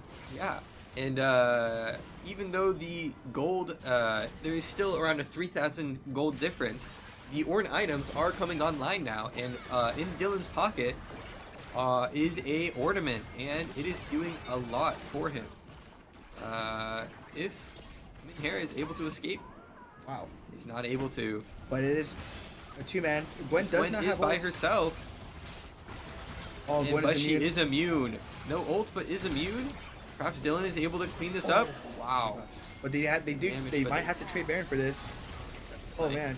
This Gwen pressure is just so strong here. They need to match her because otherwise she could, in the face of whoever's matching, could just take the tower, kill them under tower, and take inhibitor while the other team is getting Baron and has the potential to TP over. Although she does not have TP at the moment. I will say it is probably good though that they did kill the Gwen because she doesn't get the Baron buff now, so she isn't that much of a split push threat. However, she's still strong, like crazy strong, so she definitely needs more than like 2 people to come answer her, right? But more importantly, Corky's been getting the kills, and as you see, he's already 3 items. And I will say his 3 items are probably better than Ash's 3 items at the moment, especially with the upgraded Miramana. And wow. That's all I can really say right now. Oh my gosh. And on the side of Gwen here, I would really love to see any kind of armor, as SDSU is essentially only AD damage. Any kind of armor here with the, I believe that's Conqueror, on Gwen with the Riftmaker just gives so much healing and so much more sustain, allowing her to get these pump damage for the entire fight. And stall for team if she gets... Oh, dang. Wow. That is a lot of CC. Wow, sorry to cut you off, but I thought Minhero actually like negated the Lysandra art, but it in fact just didn't go on cooldown, so it's really unfortunate. As Maz drags flags and drags forward, but might look to get punished for that, as well as Signify getting caught out here. 3v4 is just not great, not looking great for the side of SDSU. Very convincing team fight win for UCSD. That actually could potentially be the game right there, as they have Baron already and they died so close to base. See, day by day, just kind of just... Gwen is immune. Yeah, Gwen is immune. Just Gwen is immune all over the orange. Hey, well played though to UCSD for catching up Minhera like that. And wow, it was a very fast game compared to the last game. Yeah, and it just shows the importance of vision control. Minhera was unable to... okay. I'm not really sure what to say about that, but Minhera was unable to decide, like, see if she was able to, or if Nefaria was able to extend that far up in the lane and push for the tower, because there was no vision control, which leads to the pick and the end of the game. Yeah, well played, honestly, to both sides. Very clean game from UCSD, I'd say.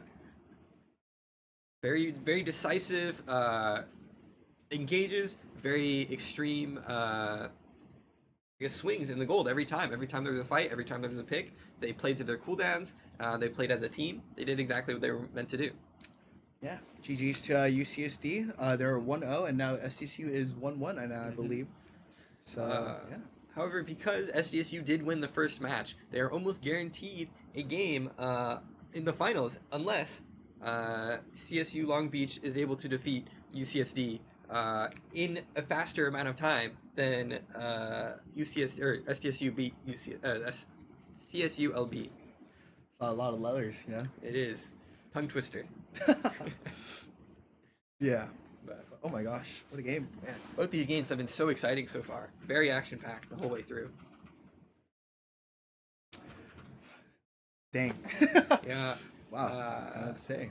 Yeah, I think I thought it was very interesting dichotomy between the full AP team and the full AD team, and how they were able to really play around those strengths and weaknesses, and kind of in a more standard game than last game, how bot lane was able, like, how bot lane turned out.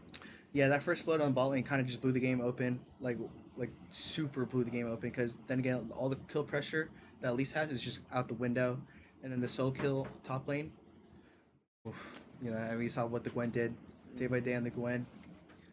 It looked like PBJ was having a really rough time, even under his tower, from the Gwen all in, and the constant pressure on the platings of the tower, in addition to the poke. It was just really, really hard for Ornn to clear the wave fast enough for Gwen to not demolish his tower while he was there. Yeah, it was a really rough game, but Minhera really tried his best to kind of like help his team out, so kind of applaud that, honestly. But honestly, I'm gonna give all my flowers to UCSD. They played that really well. That's the game. Yeah. I'm looking forward to the next one. It's gonna be hopefully almost as action-packed as these last two. Yeah.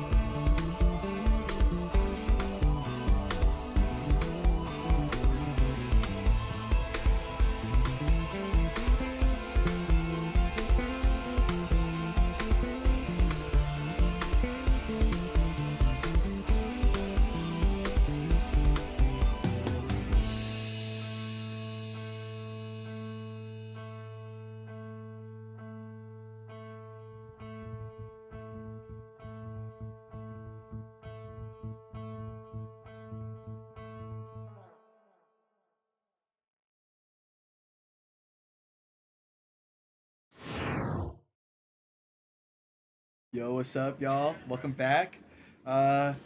Sean, you look a little different. Wait, who are you? Oh, hi guys. I'm Minhera. You guys probably saw me playing mid the last 2 games actually, because our mid laner wasn't there, so I got called. But I'm excited for the next game between Long Beach and UCLA.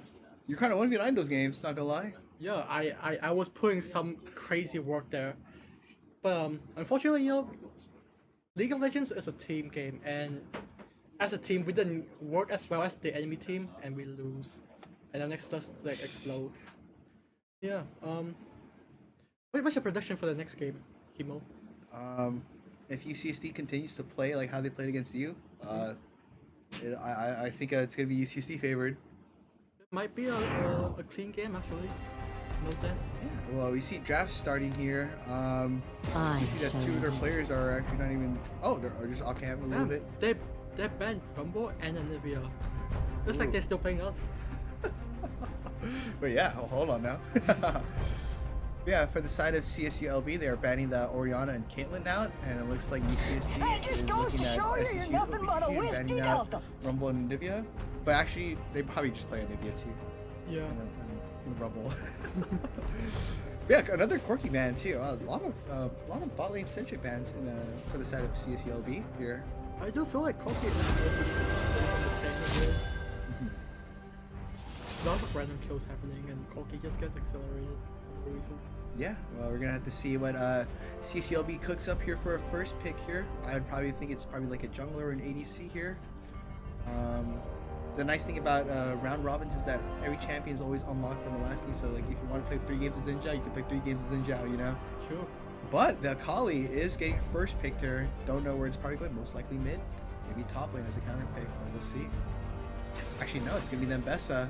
Most likely top lane here, yeah. What will our day by day 1,000 LP actually Grandmaster pick against into the Nembessa? Wait, that'll be Blaze. But that could be the Nembessa jungle too, and we don't know that yet. There's the beauty of flex picks here. We shall see what UCSD picks here. Zahen. That could be either going top or jungle as well, so... Yeah, flex pick all around. Oh. Wasting me around there. We just leaked some important stuff, but that's okay. So we UCSD next pick here. Ugh. Probably an ADC. Oh, the Gwen again. The Gwen. Day by day Gwen was kind of Thanos. Like, oh, actually, it's the Vladimir. Is that going top or mid?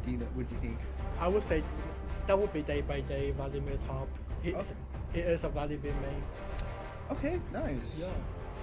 And we have Zahan. Most likely they're just going jungle then, right? That's true. Unless Taco wanna pull out some crazy stuff mid. What kind of crazy stuff would you see Taku playing? Well, when we were looking at whole TT, it was 4 mage mid. That's why we banned the Lux and the Ori. Okay. I would expect something similar for Taku here. But with that being said, Gwen is probably going top for Long Beach here into the Vladimir. Yeah. Interesting to see. So I mean, they probably have full tabs that it's gonna be Mbessa jungle now, and then we have the Ahri mid. So yeah, all your AP options are gone. Seems like both drafts from last game and this game are saving bot lane picks, or rather for like the last half. Yeah. Sort of.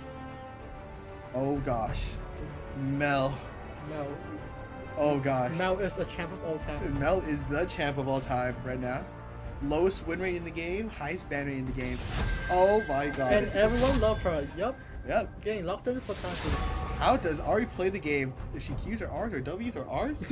Like, Mel just presses one button and her whole kit is negated, so it's a little rough there. But yeah, I probably just want to start banning out ADCs here, right? Like, you don't have you can ban on Lucian, or maybe take out the Lucian. I can definitely tell Long Beach does play football a lot, and Lost Echoes still seems to be the win con. We must all make our choices. Loki just get left on an island, like Loki. It's just top. Yeah, I will say Long Beach needs to kind of watch out for the Ash Seraphim from last game. That seemed pretty strong. That's still up for UCSD right now. You would last a day in the void. A lot of the hyper carry picks are getting banned out here. Corki, Caitlyn, Kaisa, and Lucian. Now you're kind of left with like Jinx as your last potential hyper carry here. For an Asher Fiend with like Zahen, Vladimir. Yeah, I think they need to ban out like okay, there's a Seraphine, so yeah, Yeah. can't really pick. You can still pick Ashe, but it's just not gonna be as potent as with Seraphine. What would you pick support here for UCSD? I mean, you're kind of lacking engage here, right?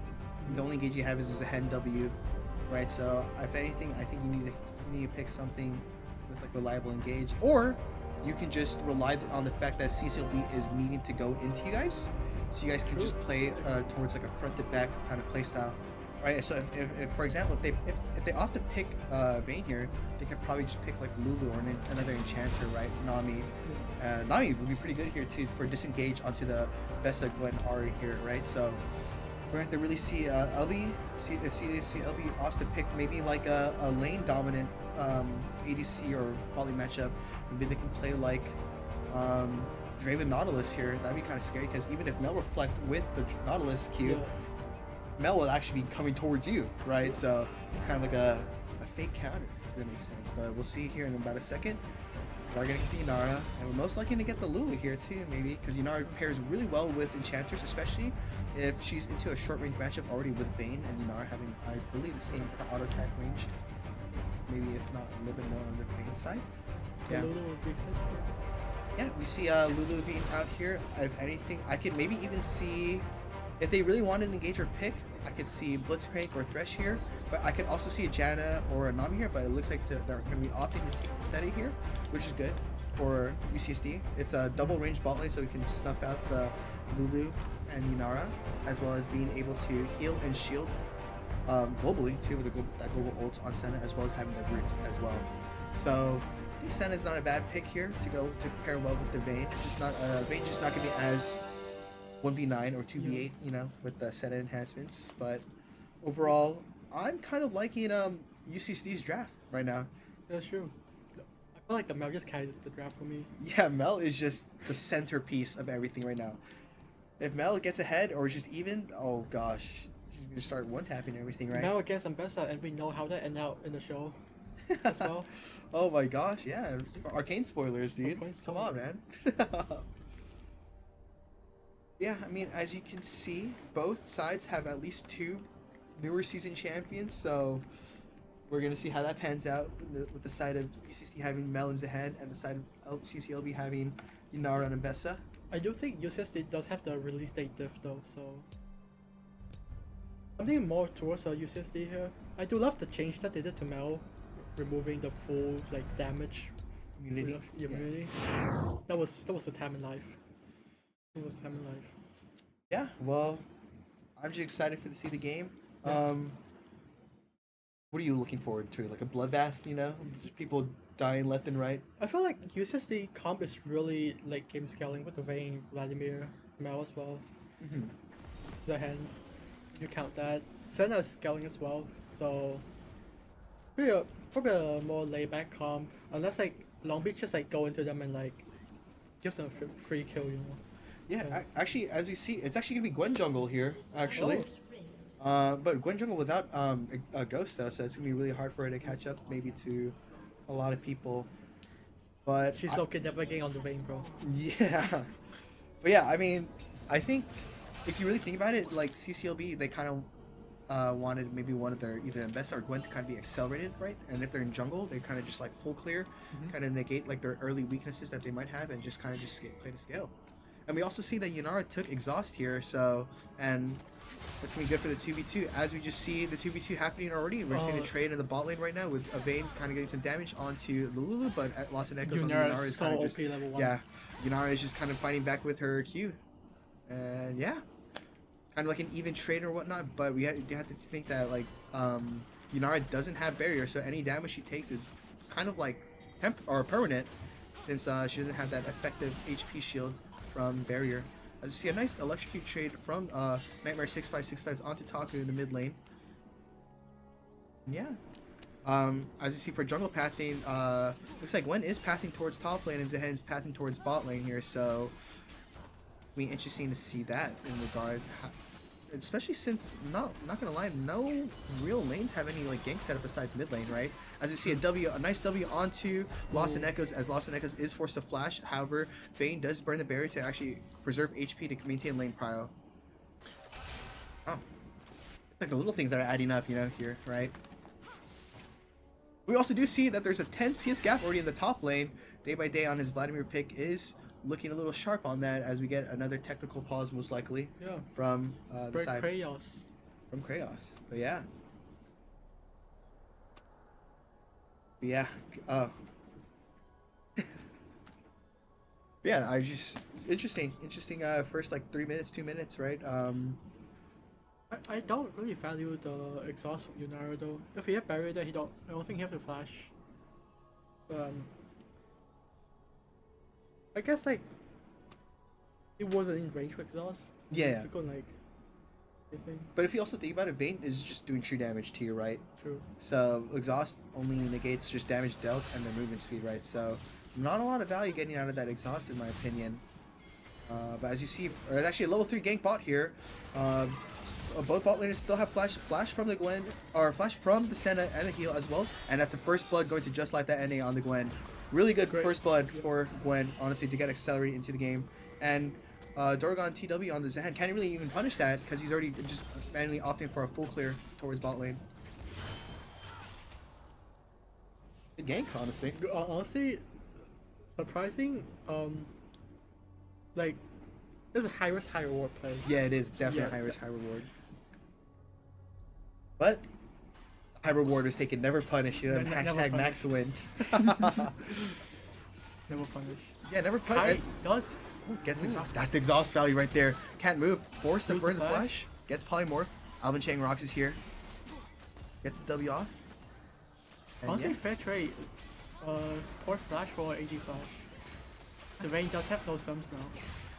Vayne is very susceptible now, but Zehen is looking bot. There is no bot wards, and they see the Zehen. Zehen does have flash.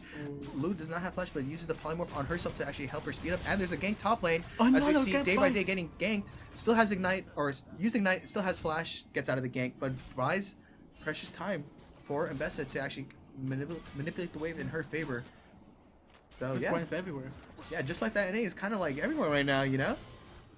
He did skip his top cans to see if top scuttle was up and if Krugs was up, and wards the Krugs, which is pretty important because Zehen's probably most likely starting his second full clear now, and if he gets tabs on Zehen, he can already kind of just determine where his pathing is going to be here.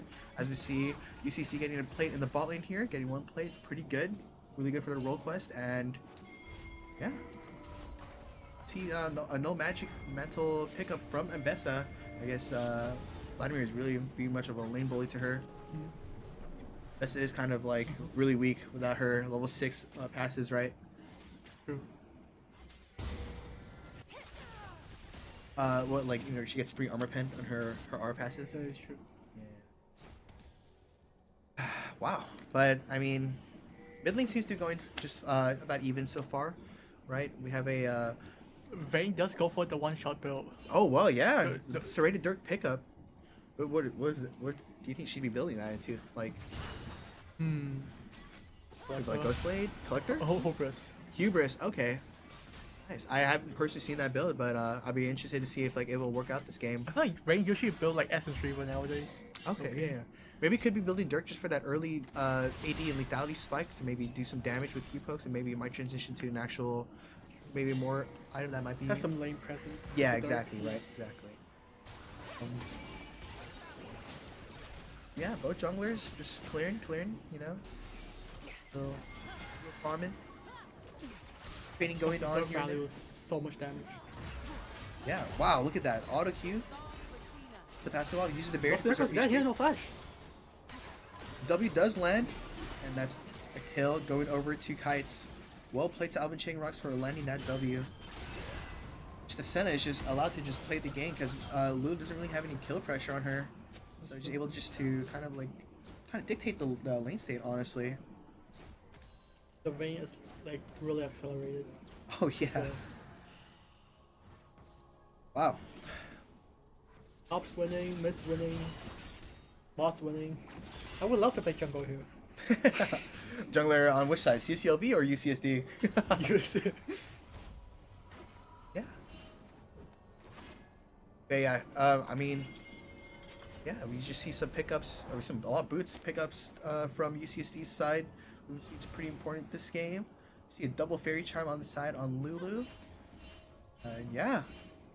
Even though it's 1-1, they are down almost like 1k gold up so far, and that's just probably from laning alone. So yeah, gotta really watch out when they inevitably fight for a dragon or maybe a major objective like grubs. Gwen's looking top. Something's happening top. Vladimir still does have flash. Okay, Gwen is immune. Lands the Q. Has to flash out to preserve HP to make sure he doesn't lose lane presence. And yeah, well played to the side of CCLB for getting that flash out of Vladimir. Vladimir with no phase rush or ghost, mind you, so he's very immobile right now. Just like that, and he's trying to. Oh, is there another return gank actually from the side of UCSD? Flash in from Zehen, and that's a kill going over to UCSD. Well played to UCSD, and the gold gap widened from 1k to 1.5k just from that alone. You see some nice poke from the Mel. Hey, what are your thoughts, man? You're just looking at me funny. I do feel like this will be quite a clean game for UCSD.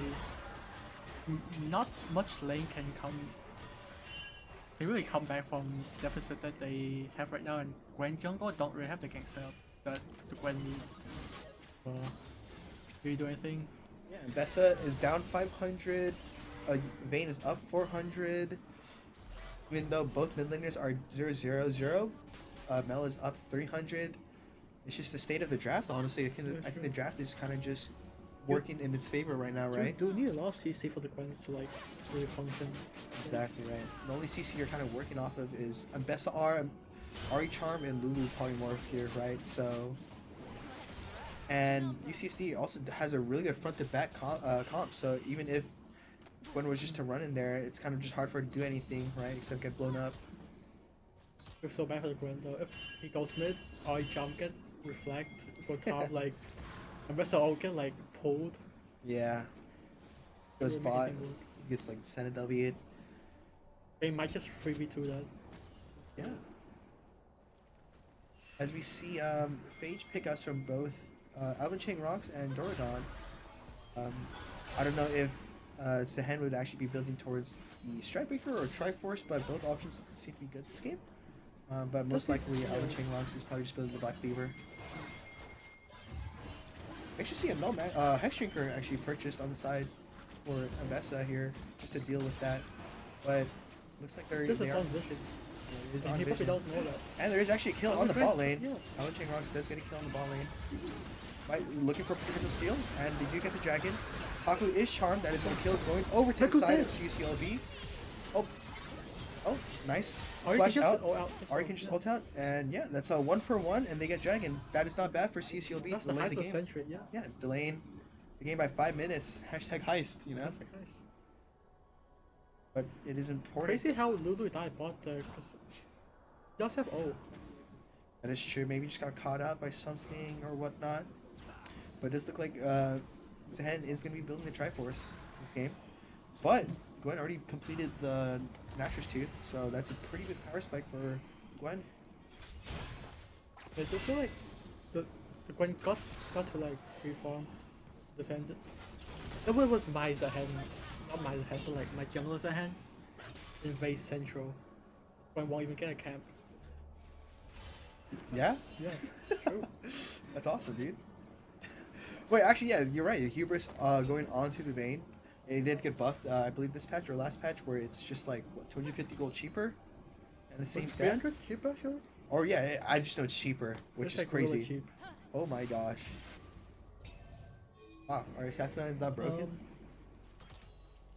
What would he build next though? Because I do feel like someone on UCSD would benefit from Serpent Fang this game as well. Yeah, I was gonna say maybe he could opt to build Serpent's Fang, even though it's kind of nerfed on him. Ooh, as the Bessa ult misses, but they look just to turn like that, onto and the they might be quiet out here. Oh, it's a hand ult coming through. As we see that they're trying to chase over, Vladimir doesn't have flash. They pull over the Kratos into them. As Taku is also up here. It's a dive. CCLB is clearing the wave. Vladimir does still have pull. Is going to get potentially the kill onto Kratos. Nice sidestep to dodge the Gwen R. As we see, just like that, he's trying to opt for something. And Kratos is potentially dying and gets the W off and survives. Wow. And Ari comes in, gets the key off. Oh, is reflected. Male champion, by the way.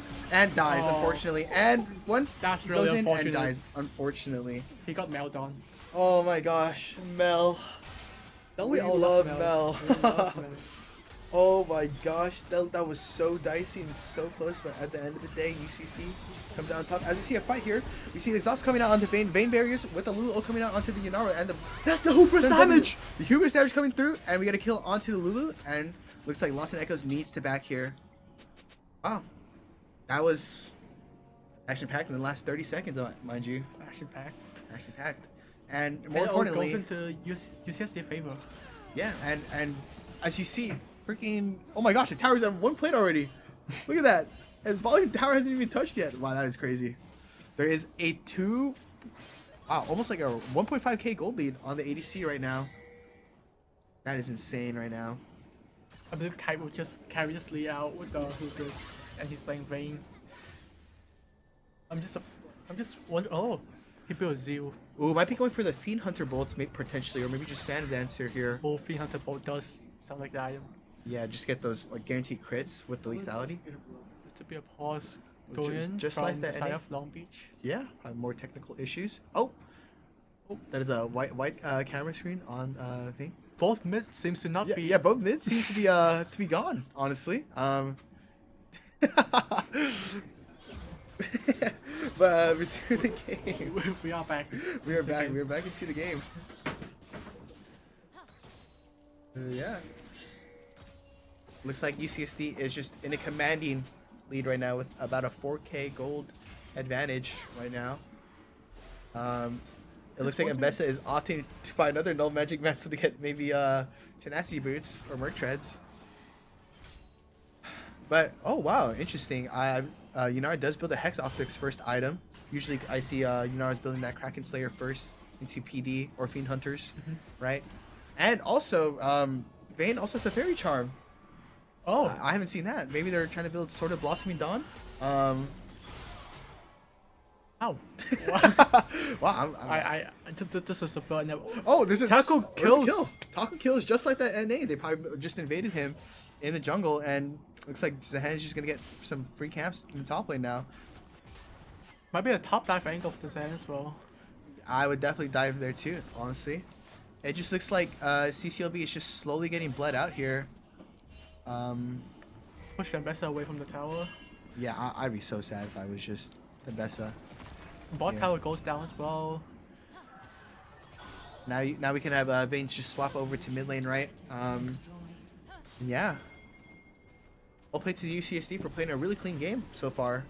Just playing to their draft advantages, and just punishing any mistakes that the enemy is making, right? You're extremely clean. Wow, gold lead again. Like 800 gold mid lane. Gold everywhere. Oh my gosh, but almost 2k on top lane. 1k on the support. Yeah, oh my god. 2k on the EC.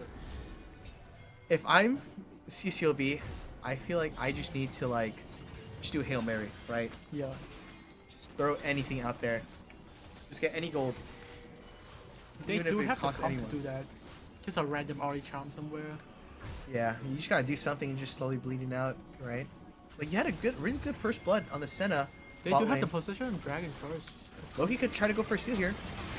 Nice steal from just like that NA on the Gwen, but it looks like UCSD are trying to counteract. Vayne does use the ultimate here. They TP late. Nice charm onto Mel.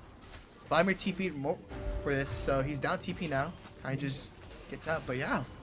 If I'm CCLB, I'm happy about that. You know, I gotta get a dragon, steal the dragon, and no one dies on my team. So, if anything, they're just delaying the game for them to scale up more if they can. As we said before, UCSD does have a scaling comp, and later the game goes, the scarier they get. It's actually scary too. Like if Long Beach gets all the dragons, but they're not weak enough to actually contest the Elder, so that could be something to look out for. Maybe just gonna have to start conceding dragons in order to maybe get like advantages somewhere else, right? If they're all committing to send people bot, maybe go top and maybe get some camps or get some waves, plates, and whatnot. It's interesting to see that CCLB doesn't actually have any objective bounties up for being this far down behind, right? But yeah, Aztec card completed on the Vladimir. Looks like Mel is building towards that Shadow Flame. Looks like there's some pings going mid. We see Zehen pulling out the Yunara. Nice ult for the Zehen. Zehen ult buffers through the Bessa. They do get the shutdown on Zehen. RETP's in, gets the ult, gets a shutdown on Vayne. Dies. Vladimir flashes in with the ult. Massive AoE damage. Mel champion. Mel champion deletes a lot of people. And it ends up being a 2 for 2. But if I'm CCLP, I got shutdowns from the Zehen and the Vayne, so I don't have to be happy with that at the moment, as long as they hopefully defend tower here. Kite dies there with Vayne, Flash, and Barrier.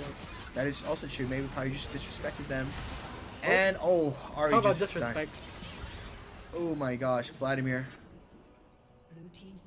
You got the mid tower, but yeah. Did not expect the Vladimir damage that he is really fed. The Mesa did build a 4-mile first item. That is wow. That's really rough. That is really rough. And it looks like that Ari has to stun her build to build the Grievous Wounds, as well as the Lulu building Grievous Wounds too, right? I mean, they have Vladimir and Zehen, who's going to be healing a lot, as well as the Senecus, right? So, yeah, but still, again, UCSD seems to have come out on top for that one. So, good, well played to them. Dang, if you're in CCLB spot, what are you doing to try to get back into the game? I'll probably concede like a few dragons. Just make sure like my Yunara doesn't die, because Yunara can still do damage. He's not like extremely weak. As we can see like how the Vayne died. Yeah. The Yunara can still do stuff. Because gotta fight away from the Vladimir as well. The Vlad is like the strong point. Might be looking top on the flashless Vladimir, but do you think he can 1v2? I don't think he can 1v2. Gwen is pretty strong. I think he 1v2 like low key. Low key, even with no sums and Vladimir or Mbessa has Ignite? Maybe. But then again, Mbessa has like no damage with that full Maw and Mertrit's built. Full MR. Mbessa is just acting like the guy that works there. Yeah. He's there for the ride right now, you know? It's really hard for Mbessa to play the game as well. Like, can't really ult on the Vayne. Yeah, that just goes to show that UCSD drafted appropriately when they saw the first pick Mbessa in the draft. As we see 2 items completed from Zehen, and maybe Shadow Flame is about to be completed from the Gwen here. Actually, no, she stays. A set of W lands onto the Gwen. They're just getting some poke out. But should just be some chunks. But UC might be setting up for a dragon here in 50 seconds. I'm still wondering what the Vayne's building with that Fairy Charm. Me too. Is it part of the build because you kill so much with Hoopers? Maybe, honestly. I wonder if they took Presence of Mind too, you know, just to offset how much mana they're using. But looks like Gwen is looking for a potential flank here. As we see, something happening top lane, mid lane. As we see, Vladimir used ult and ignite onto Yunara. Yunara had to use ult and Yunara lives, but most importantly, Yunara doesn't have ult for this next team fight, right? So it's really important that for UCC that she doesn't have that ult, so she can't really play the game, right? Rotating to Dragon here is at UCSD. Gwen can't do much here. Maybe catch enchant rocks too. I mean, I think if CCLB, if I was them, I would just concede this dragon. Don't even go for a steal. Just try to go for camp. Yeah, just go for anything, right? Because if jungler dies here, then they just lose Baron too, right? But it does look like he might go for a steal potentially, and unfortunately doesn't get that steal. Zehen comes over the wall, uses the ultimate onto Gwen, and we pan top lane. He's farming minions, and we see Mel farming going top to farm some minions too, and it looks like UCC gets the dragon cleanly. Well, this is honestly fine for Long Beach. They still stall the game. They still getting the farms up. Yeah. Not the worst. Shadow Flame is completed on Mel's side and Gwen's side, so there's just gonna be a lot of heavy magic damage.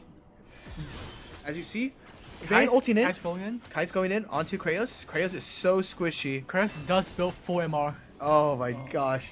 That's a Hubris and Fiend Hunter bolts damage coming through too as well. Dang, that's rough. Dude, I need this. This is a rough game for Kraos too. I know, my mom's going homeless, Speed. You're using some farm. Oh my gosh. Absolute domination from UCSD, building up that gold lead, coming up to a 10k gold lead soon, about 8k right now. And I mean, if you just look at the gold graph, it's like 2.6k gold lead on the ADC. Oh my gosh, it almost Goes up everywhere. Oh my god, almost a 3,000 gold lead on the top lane. Oh my gosh, dude. 2k in support as well. Yeah, mind you, that's a sentence that could be a secondary ADC. As we see, Alvin Chang potentially getting caught out, uses the flash, gets charmed. Nice charm from Nightmare 6565, gets a kill on him, gets the ult reset, but unfortunately just that life, that NA dies. Oh wait, and best of flash ult misses. Zen flashes in, uses ult. He has that revive, gets nice polymorph. Yunara's dead, but they have no damage. How and OP is Mal here? We see Kite's going in. Vayne going in with the ult, just one-shotting everyone, and that's Kites on the ADC, doing big damage. It's just the Hopper's damage. I gave Kites that his mouse pad, so I think he has to be thanking me, you know, for doing that much damage, right? Just have a better mouse pad than the other guy. Yeah, just mods check. I've been checking his mouse pad. Wow, well played to UCSD. That looked very scary for them initially, but they were able to turn it around. They did pick up the Vladimir touchdown though, so. Look, oh my gosh, looks like Zehen almost died to the Baron. It looks like they're gonna get it. Dang. They do get Vladimir shutdown, but other people. Oh, nice charm onto the Senna. Senna's being a little bit disrespectful, but can they catch up to him? Wow, he's allowed to be disrespectful. Alvin Chang rocks. Alvin Chang does rock, you know? What I did there, he like, Alvin Chang rocks, yeah. Sorry. But yeah, UCSD is doing really good in this game. But I mean, yeah. Vayne got his Hex up as well. Still on the Fairy Charm. Yeah, what if the Fairy Charm was just like a oops purchase, you know? But I would love to see him build like a Blossom. Sort of Blossoming Dawn? It's just for the love of the gaming. Brother, it's not Mayhem. Critical healing here and there. Critical healing? Oh, dude, I love Mayhem. But yeah, I mean, dude, once I wonder what he's building also with that longsword too from the Vayne. Could be a potential collector, maybe LDR, whatnot. He's going for a crit focused build. But actually, I do like the build since it seems that everyone in CCOV is going to be like squishy, right? So you don't really need to build on him. That's true. Because the tankiest member is probably the Vessel. And he's like different. As we do look for at a top lane fight, oh my gosh, that Gwen damage just nuked day by day. He gets to get a kill. Charm lands onto the head. They are going after. Oh my gosh. Oh my gosh. Kites and Taku just blew up their enemy bot lane and looked like pushed towards the end here. You see player cams going. UCC looks locked in right now to potentially end the game. As we see that there's something happening mid, but people are dying. Long Beach is winning. Yeah, Long Beach looks like they're winning. Gets a shutdown. Already gets a shutdown onto the head. Long Beach aced them. Oh my gosh! Avessa gets a shutdown onto the Mel, and Gwen gets an ace. Oh my goodness gracious! Oh my days, man! That was insane. That was amazing by Long Beach. Yeah, that's a bit overzealous by UCSD to try to maybe go for the end there, kind of disrespecting the fact that Gwen is still alive and you know Gwen is immune. Gwen is still Gwen. Gwen was the Mel before Mel. That is true. And before Gwen, there was Aphelios. There was Aphelios. 20 years of design. Can they convert that into getting this dragon to be on soul point? Most likely is going to be a yes. And with that shutdown, actually, Abessa got her a second item in the game, Eclipse. Pretty nice. Yeah. Should be her first item, but it got delayed for like 20 minutes. Yeah, and we do see that Zehen actually another dragon. Yeah. We do see Zehen is actually going for a Steel Sigil after the Hex Drinker purchase. Maybe going for Death Dance. Maybe either Death Dance or Guardian's Angel, but just wanted to build a Hex Drinker just because Ari and Gwen are seen to be the Fed members of this game right now. This look like a LDR or a Mortal Reminder, but definitely a last whisper item coming out from Vayne for her 4th item this game. Long Beach mid jungle have more gold than USSD now. Yeah. So Nice charm onto Day by some Day. really nice jump by Nightmare in this game. Yeah. Some impact. Charms. Impact charms. Yeah, exactly. Wow, that Q does so much damage. But just gonna have to see how they play around this push. Gwen is backing. Yeah. Hopefully Gwen has Rabadons based off this purchase or back here. But we see them getting the inhib. Dorgon is just buying some space for the team. Kind of missteps a little bit forward. Has to use the ult to get back out. Ari goes in. Ambessa ults. Day by Day is dead. Day by Day is dead. Ambessa does die. Gwen is pumping out some damage. Oh my gosh. Kites is going forward. Kite is going forward. Oh my gosh. Lost and Echoes dies. Vayne dies. Vayne dies, but Ari is still alive. Zehen pulls through the Mel champ. Oh my gosh, Mel. Nightmare 6565 misses the charm. Unfortunately, gets the kill to head. Oh my gosh. Taku. As you can see, they're ecstatic on their player cam right now. Taku. It's the sole player alive with the ace. Can they potentially end? They do have a wave coming in, but can they? I'm pretty sure they can end, right? Surely. I think she can. I can't see the death timer. Oh, actually, 11 seconds onto Vesa. 10 seconds.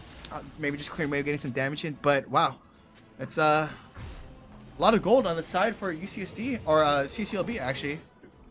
Gwen does have the Rabadons now. Yeah, and they all have flash now. And if you look at it too, UCSD also still has flash. Wow, even though they're down 8k gold, it's still. It feels close. Not gonna lie, it feels like one team fight away from CCLB just suddenly winning the game too. That's true. That's true. Oh my gosh. Oh my gosh. This is crazy. Oh my gosh. I didn't know it would be this close. I know. It's closer than your game in here, huh? No.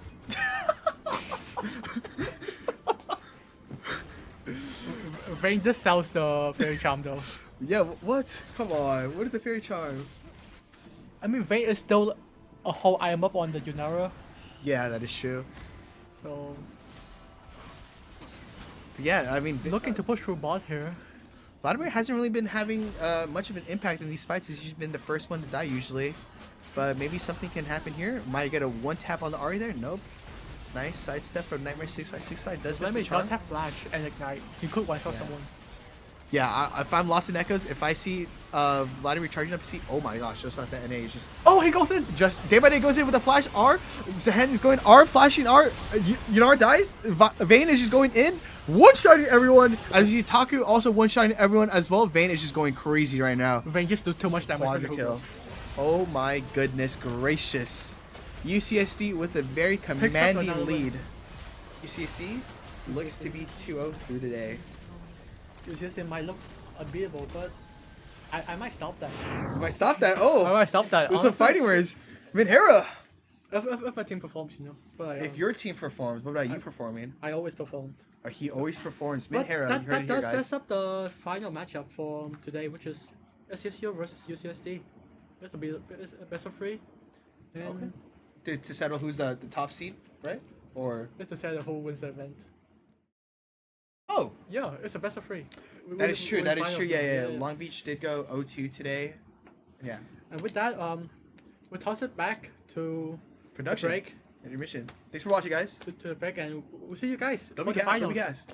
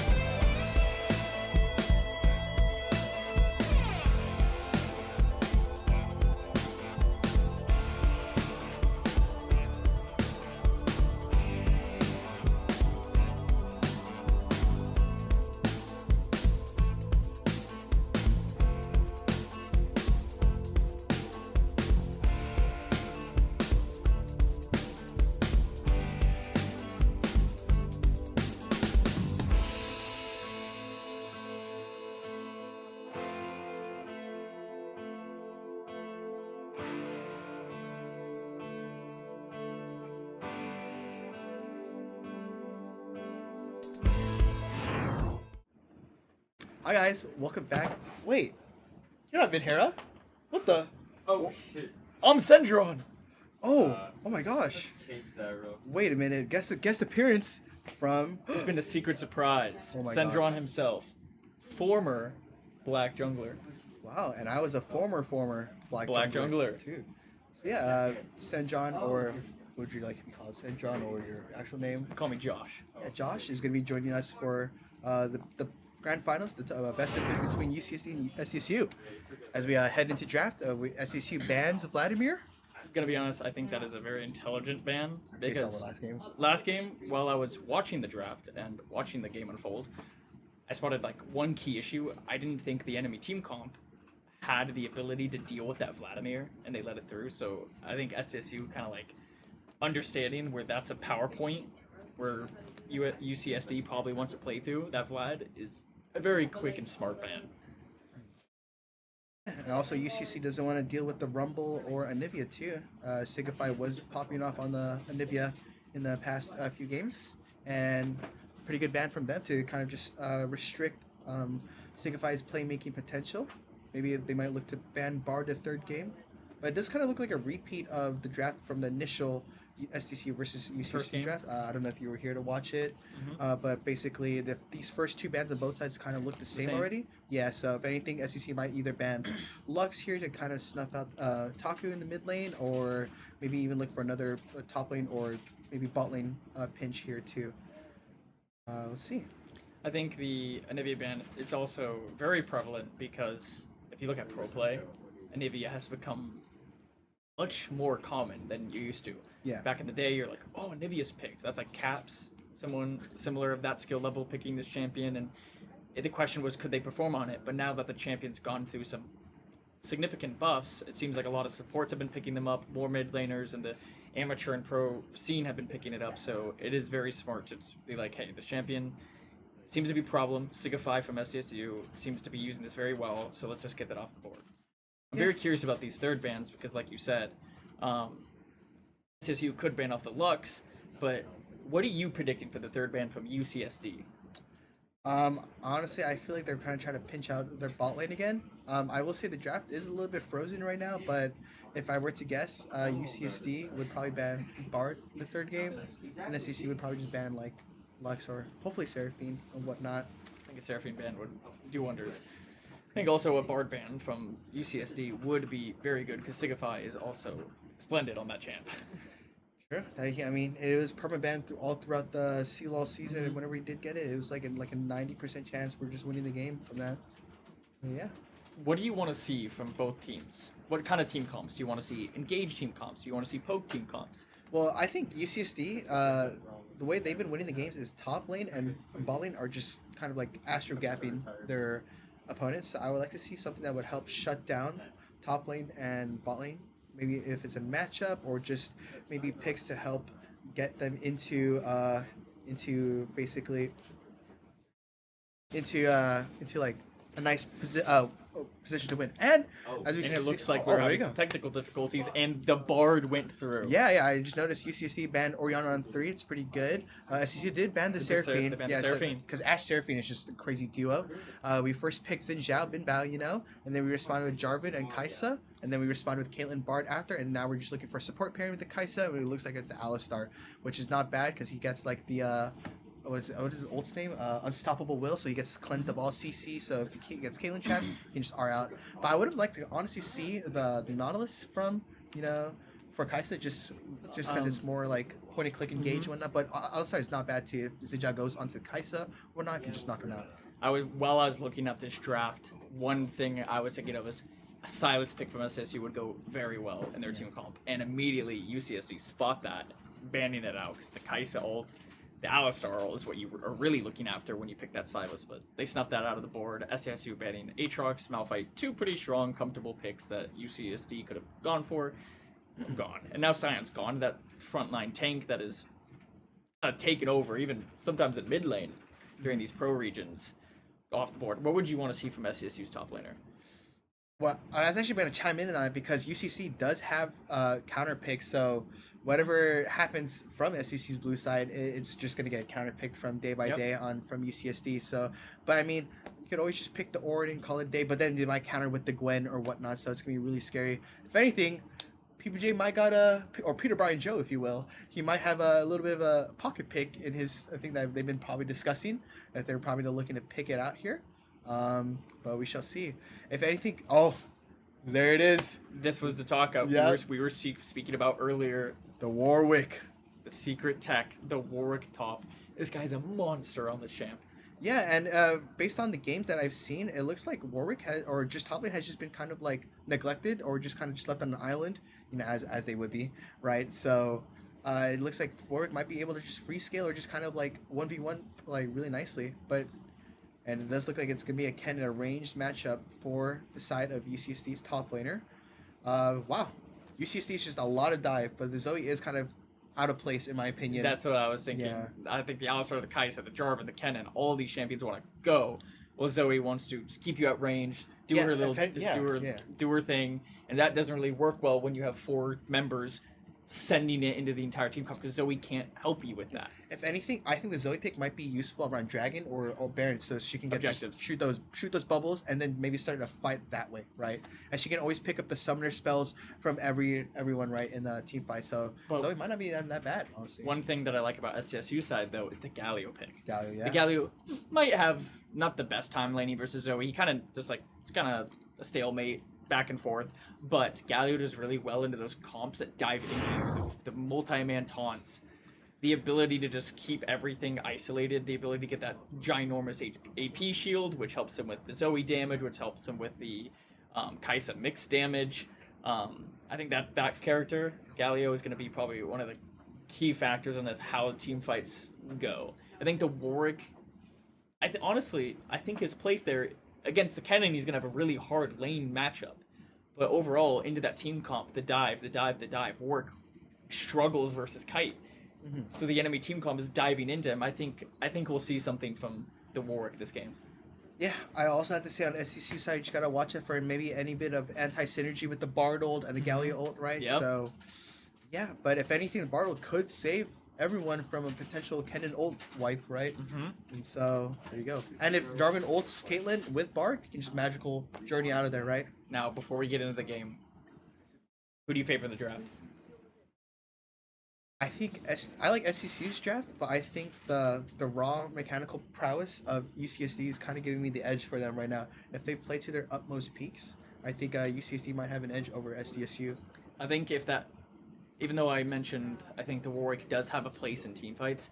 If this Kennen does what he needs to do, he could become a real problem this game. Of course the Bard can ult him. Of course the Bard can stun him and cancel him out. But if he just snowballs and snowballs and snowballs, this Kennen can become a very big problem. I think I would have loved the Alistar for SDSU to headbutt the Kennen out of the team fight, right? Or just whatnot, but yeah. I'm very, very intrigued on how this top lane matchup goes. I know. I think this top lane matchup is probably where I want my eyes to be. But the bot lane, Bard, Caitlyn, a classic. Alistar, Kai'Sa, a classic. I feel like we're not going to see too much there happening. Yeah. I think we might see a lot happening in the top lane. And the mid lane, it's a Galio. Yeah. He's going to be getting his minions, getting his shields, and I think lane matchups might be a little bit boring besides top lane. I will say, in the past 2 games that UCSD has played, they picked a double range bot lane, so they're able to get that level 1 prio from the get go. But since it's Kai'Sa Alistar versus Caitlyn Bard, I'm actually very interested to see how they play level 1 now from the get go. Because level 1 Alistar is kind of you either just headbutt or slam the ground, knock them up, or you headbutt them away. That's it, You gotta make one or two choices. Yeah, exactly. I think personally, I would favor. I think overall, I would favor SDSU's draft a little bit as well. Mm-hmm. I just think, like you said, the mechanical prowess of the other team is going to be something to look out for. Gotcha. I think, just like the last game with the Vladimir, we're going to be looking at a problem where the top laner is going to be something to really look out for. Like what that Vlad did that last match, right? Everything else, in my opinion, the matchups for the rest of the team were pretty bad on their side. But the Vlad, his mechanical prowess, his ability to understand his power picks and where he should be in these team fights, I think he's gonna have the same situation with his Kennen. Yeah. He's gonna understand where he needs to be, what he needs to do. One thing he has to look out for is that Bartle. Yeah. That will completely turn him off the game. I agree. Some technical difficulties on the stream, just for the SDC UCSD tag, but it's alright. There we go. Now we're there you go. magically Oh my god, caster blessing, if you will. a caster blessing. Complain and you shall receive. That is what life has taught me. Yeah, but we see Dorgon actually going into the trying to get a cheeky little ward, but it actually is getting tight. They might have to boil out the flash here or whatnot. They actually opt to just go back to the castle spawning soon. Yeah. And now, I mean, it's jungle. Jarvan's gonna heal up off his camps. He has a decent clear. It's not the fastest, but it's clean, right? Yeah. He won't be taking too much damage. He won't be dying. He starts with the Raptors because the camps have already spawned by the time he's running back, so he probably wants to save a little bit of time. Does the Raptors, and he's probably just gonna go clear upwards, clear down. Typical full clear for both sides. Yeah, as we see Dylan and Signify actually utilizing their range advantage really well over here. Not allowing them to get their minions. Yeah, they definitely missed out on some XP, so Dylan and Signify get that level 2 XP prio, definitely. So, you said it's either the Alistar headbutting or the Alistar slamming the ground. Yeah. It seems like we got the headbutt. Yeah. I've actually seen some pro players just opt to just take W and just, if they're trading, like the ADC's trading with the ADC, they just headbutt them away, right? So, it's nice to see that. As we see some chimes getting placed down for some sustain. And if Botlane maintains his prio for Scuttle, I mean, Sinja's gonna be super accelerated because Jarvan seems to be ganking top now. Actually looking to take it back, maybe buy a longsword and then start his second half of his full clear. I think that is probably the best way we can do to get that healthy, because Jarvan likes to gank. He's probably gonna want to do that Scuttle Crab and then look for something, potentially bot lane. But we do gotta understand that it seems like SSU jungler Maz, the Xin Zhao, is pathing down bot lane as well. But Jarvan will have that longsword advantage. Of course, Xin Zhao will have a little bit of successful killer. As we go back to mid lane, we see Galio fighting the Zoe and doing what Galio does, being that anti-mage, being able to neglect these range matchups and kind of stalemate them. Yeah, but Peter Brian Joe is getting a little harassed in the top lane. It is like we feared. Yeah, I mean, it's just the nature of the lane, right? But we see Alvin Chang Rocks kind of just taking like a little bit of just being in front of Dylan's face, but not really comboing or anything. Maybe just saving mana or whatever for the potential scuttle fight. I will say Sinja's clear was slower than Jarvan, but him actually put him back on like even tempo, maybe even a little bit ahead, right? So he's gonna have first move for scuttle here. And I think it's a very nice find from the Jarvan, from Dorgon, because once you go all the way up to the Krugs, you're gonna have to spend so much time walking back down. As we see that Maz gets the Scuttle Crab, he's in an alright position. He has bot prio, but now we see Signify getting full combo as he gets ignited. He throws Ignite back, he flashes as the first blood goes out from Tights. And we see that SDSU is trying to match it through Dylan with his Caitlyn, and we get the flash, but Maz comes in from the back getting the kill. This is a perfect game for Maz. I think this is a very nice look. Of course, the Alistar gets killed, but it's a support. It's alright. Now we have a Xin Zhao, who's probably going to have a 2-0 lead. Even though he gets double scuttled, hey, if I'm getting 2 kills, I'm fine with that, you know? The thing is, he didn't even get double scuttled. Oh, that is true, Look yeah. at the bot scuttle. Yeah. The reason I gasped earlier is because Xinja actually early smited the scuttle, and it looked like Jarvan was about to steal it with 60 HP, but Maz didn't happen to get it, so... Your reaction time is better than mine, good sir. I did not spot that. That is No, very unfortunate, but at least he gets it. Yeah. Honestly, even though that bot lane 2v2 didn't look like it was going too well for SDSU's side, I think the fact that the SDSU jungler was able to come in and put his foot on the map and punish them for their plays. We get double summoners off the Kaisa. We get one summoner off the Alistar. Of course, he still has flash. Same thing on the bot side for SDSU. There's 3 summoners down. I think it's an alright trade. We got a pickaxe from the Caitlyn and the double longsword and a Cole from the Kaisa. Yeah, we also see Peter Brian Joe and the Warwick getting kind of... He has almost double CS. Yeah, it's a little rough out here, you know? About to get double CS by Kedden, but then again, that's just the nature of the lane. This is the nature of that top lane. I hope that Peter Brian Joe. Oh, and you see a flash Q as from we the get flash Q Alistar. from the Alistar. That was a beautiful play. He burns the flash from the ADC, but we see a stun and he misplaces the trap just a little bit. So Kaisa doesn't get trapped and doesn't take that extra headshot. as we see the SCSU junglers coming down as they're looking to fight this as the Zoe is behind him in the river, but the Alistar is just gonna die. Nice kill. Wow. And UCSD is gonna have no way to recover this, but look, we see Jarvan coming and there's nothing there. Really well played from the side of SDSU for actually just making that a 1-0 when it looked like it was going to be potentially Caitlyn dying there. I don't know if you saw, but Signify got a really nice stun on the Q, Kaisa, on the wall. yeah. So it was really well played. We see the Kennen is level 6, Peter Brian Joe is level 5, and he's having a really hard time. I honestly think this Kennen can probably burn the Flash from the Warwick very soon. As we see Signify doing a roam mid as the Zoe is pumping a lot of damage into it, but he stays alive with the shield of the Galio as we get the Flash and Ignite from the mid laner. Is that not worth? That is really worth. That's really well played to Taku for that. Oh. So now they had no Galio for this potential dragon fight if they were even going to fight it. Right? I think it's alright giving this first strike here. That's fine. But dang. Well, it's a lot more slower paced from when SCCU met UCC for the first time today. But then again, low-key at this point of the game, UCC was already ahead like 2,000 gold. So and we look at the gold, and it's only a 400 gold lead for UCSD, so it's not even that crazy. Yeah. We see the CS lead. Where is it at? It's in the jungle in the top lane, but the SSU jungler has 3 kills, probably matching that gold. But the top lane is double the CS, as we see. He's almost 1,000 gold up individually. Almost that entire gold lead is on that top lane. Yeah, pretty much. Whew. Oh my gosh, Peter Rydro, hang in there. He's holding on for dear life, but there's always a way with this guy. As he -1s. As we get a beautiful stun onto the Alistar, chunking him down, and they can't even do a play, so he comes down to you, and they're losing the trade. Wow, well played to SDSU. Of course, Zoe doesn't really lose much. I mean, she does lose some. I think she does lose actually a minion wave off this play. It's not that great, and she gets nothing for it. Very, very weird roam. Yeah, but I mean, if it was able to get the wave in for Kaisa and Alistar, then it would have been amazing. Might be more. Yeah. As we see, Peter Brian Cho is getting demolished, but the Warwick healing. He has the barrier. He has the ult. I think Kennen might have misplayed if he tried to commit to that with the ult. Yeah. It's really like a bait champion, you know. I think Warwick just baits into like making really bad decisions, and then he just heals up to full for fun. I played that versus solo queue too many times, and each time I felt sorrow. I never had to face Peter Brian Joe's Warwick though. Okay.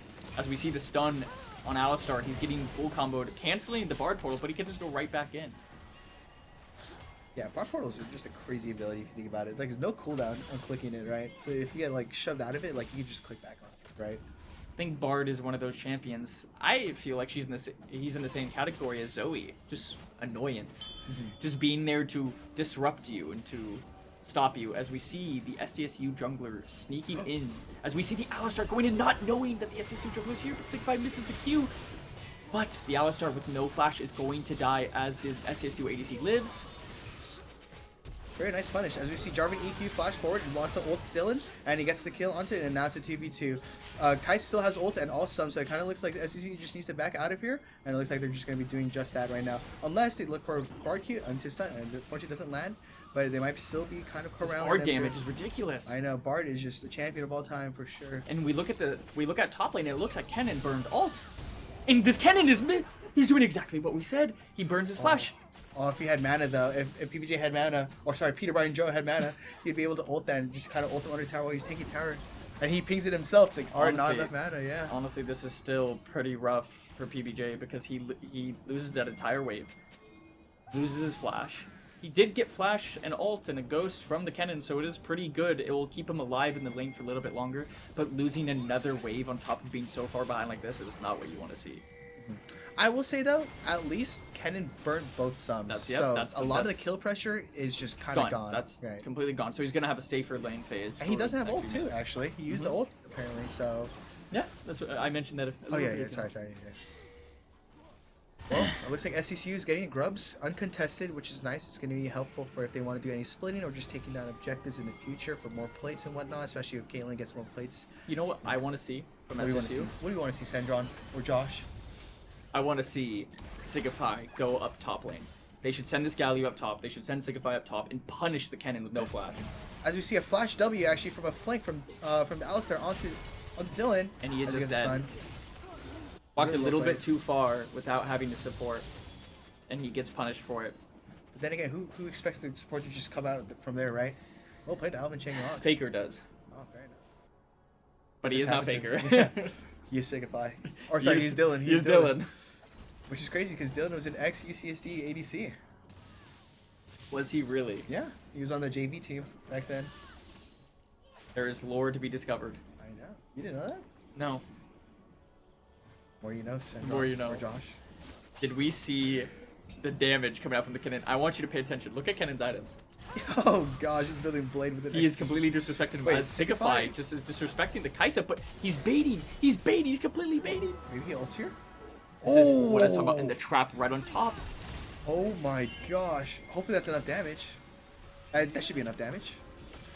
Has the flash. Nice shutdown onto Maz. As we see the teleport from Kennen, yes, ult, this is going to be really bad, but the Galio ult comes through and he gets knocked up, and this is Zhao is living as the Galio just a 3-man ruin. This is beautiful by SDSU. The Galio is ridiculous strong in these heat fights. What did I say? In these dive areas, the Galio will excel. And Peter Bryan Joe has 6-7 CS, or he's trying to get some top lane plates, man. It's really good that Kennen TP's down, so he loses a lot of like kill pressure and whatnot on now, or just being out of that global pressure, right? Is beautiful for Peter Bryan Joe. Peter His Bryan Joe. team took him out of the trench and said, here's your second life. Yeah, someone He say gives him plates. He gives him an entire wave. The Kennen loses an entire wave. He's forced to use, he's either forced to use a TP, but he's not going to, so he's going to lose that full wave. He loses his ult as well. This is amazing for Peter Bryan Joe. But the bubble comes out for the Bard, and Signify is getting one shot by the Zoe, doing what she does best. And the Zoe is on the board. Dang, and the emote coming out from Taku. Fair So, enough. looking at the scoreline, what you said earlier with Peter Bryan Joe's CS, we look at the scoreline.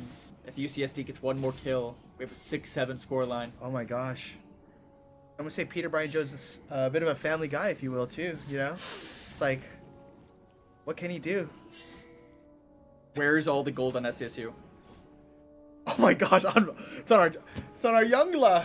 He's Our 1,000 gold up on the Jarvan, is 2-0 with a CS lead on him with a camp lead. The game is in his hands.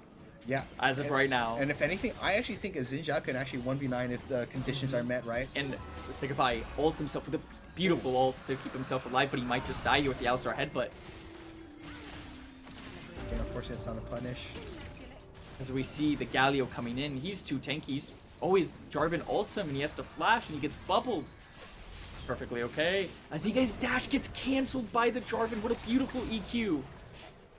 Oh man, they're looking for more. SCSU is falling apart here. This Zoe is absolutely smurfing on SCSU. Taku, he picked the Zoe. We underestimated it. And just bubble after bubble after bubble. And we also can't forget Dorgon's EQ cancel on Minhera's dash. That is the only reason why he died. Beautiful teamwork from UCSD. Yeah, that seemed a little too forced from SDSU. Maybe just cut your losses off from Signify and just leave him, just to die by himself, right? But as you said, Signify is now roaming top, but Kennen has Ghost and ult, but still no flash. But kind of just looking for some harass. We have 9 kills on UCSD. And where are the deaths on SCSU? All in bot lane. Mostly bot lane. I think this is what you were saying in draft, wasn't it? Pretty much. Yeah.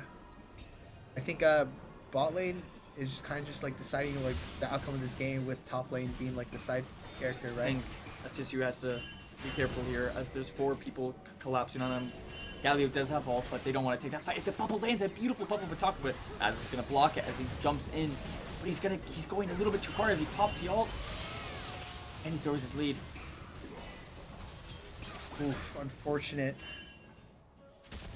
I think they're panicking.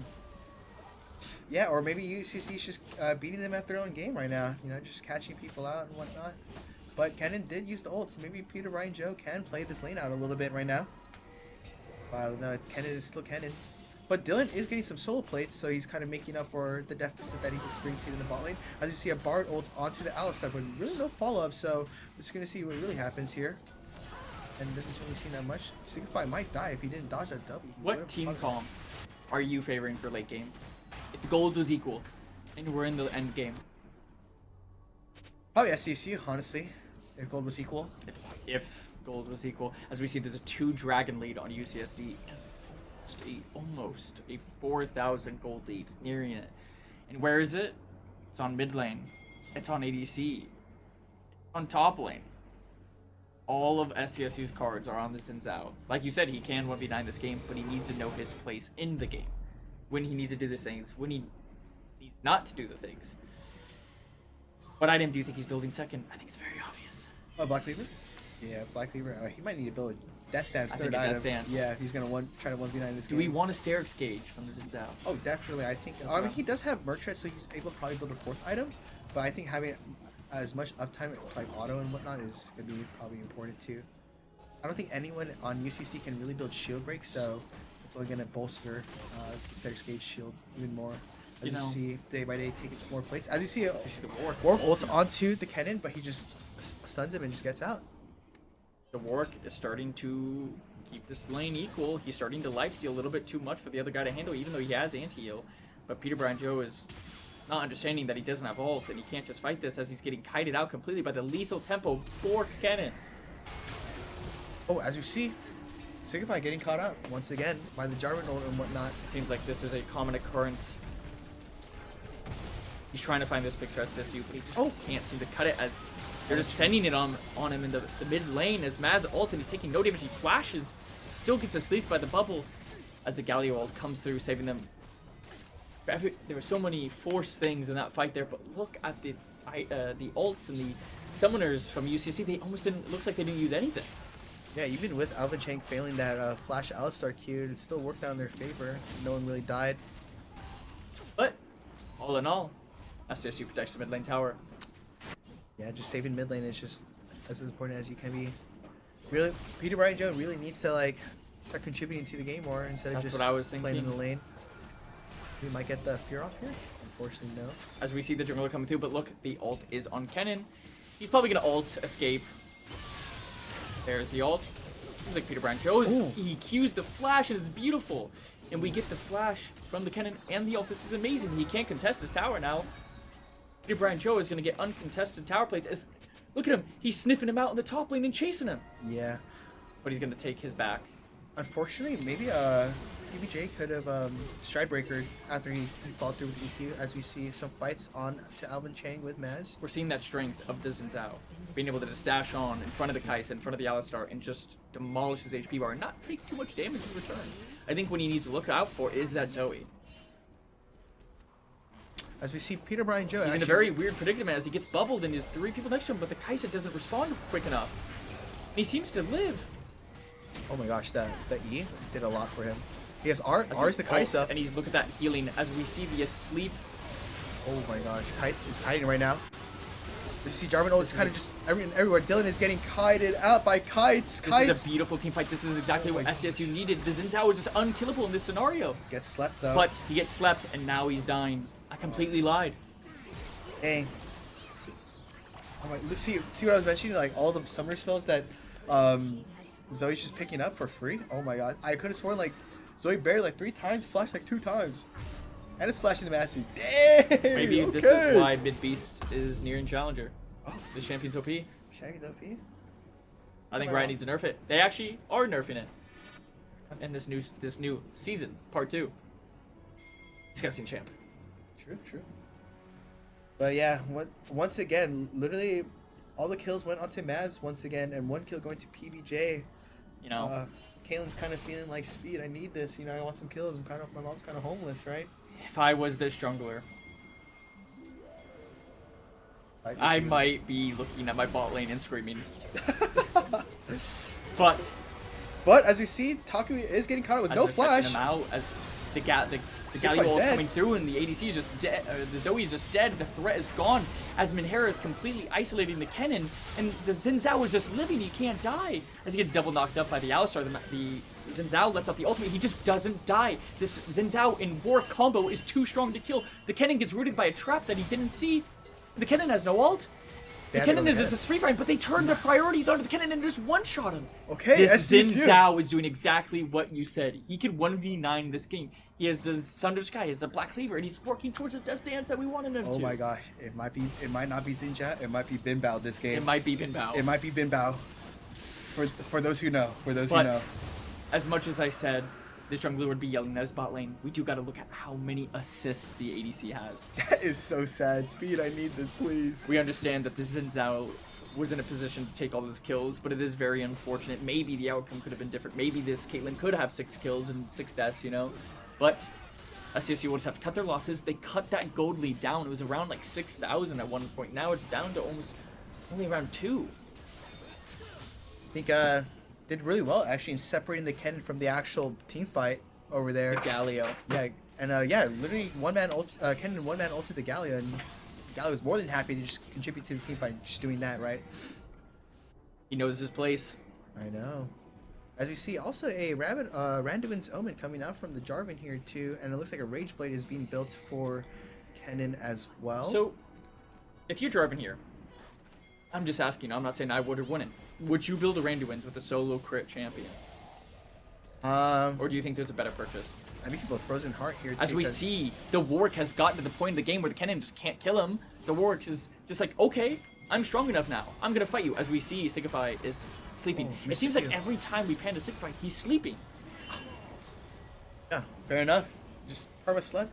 Maybe IRL, maybe in game. I don't know what's going on. I'm not flaming him. If the Zoe champion is this OP. But yeah, I mean, also like, Warwick definitely needs tenacity, right, in this game.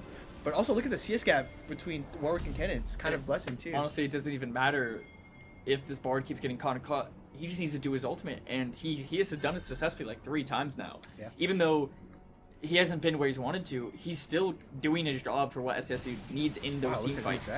As they're trying to early Baron, as Maz, the jungler, is caught out, he has to flash, he has to ult, he is completely isolated from this team fight. His mid-air gets so well. But the Jarvan just overcommitted, and we see them jump onto the Zoe. Taku in the back line was completely caught out. Peter Massive Joe damage is dead. from Dylan.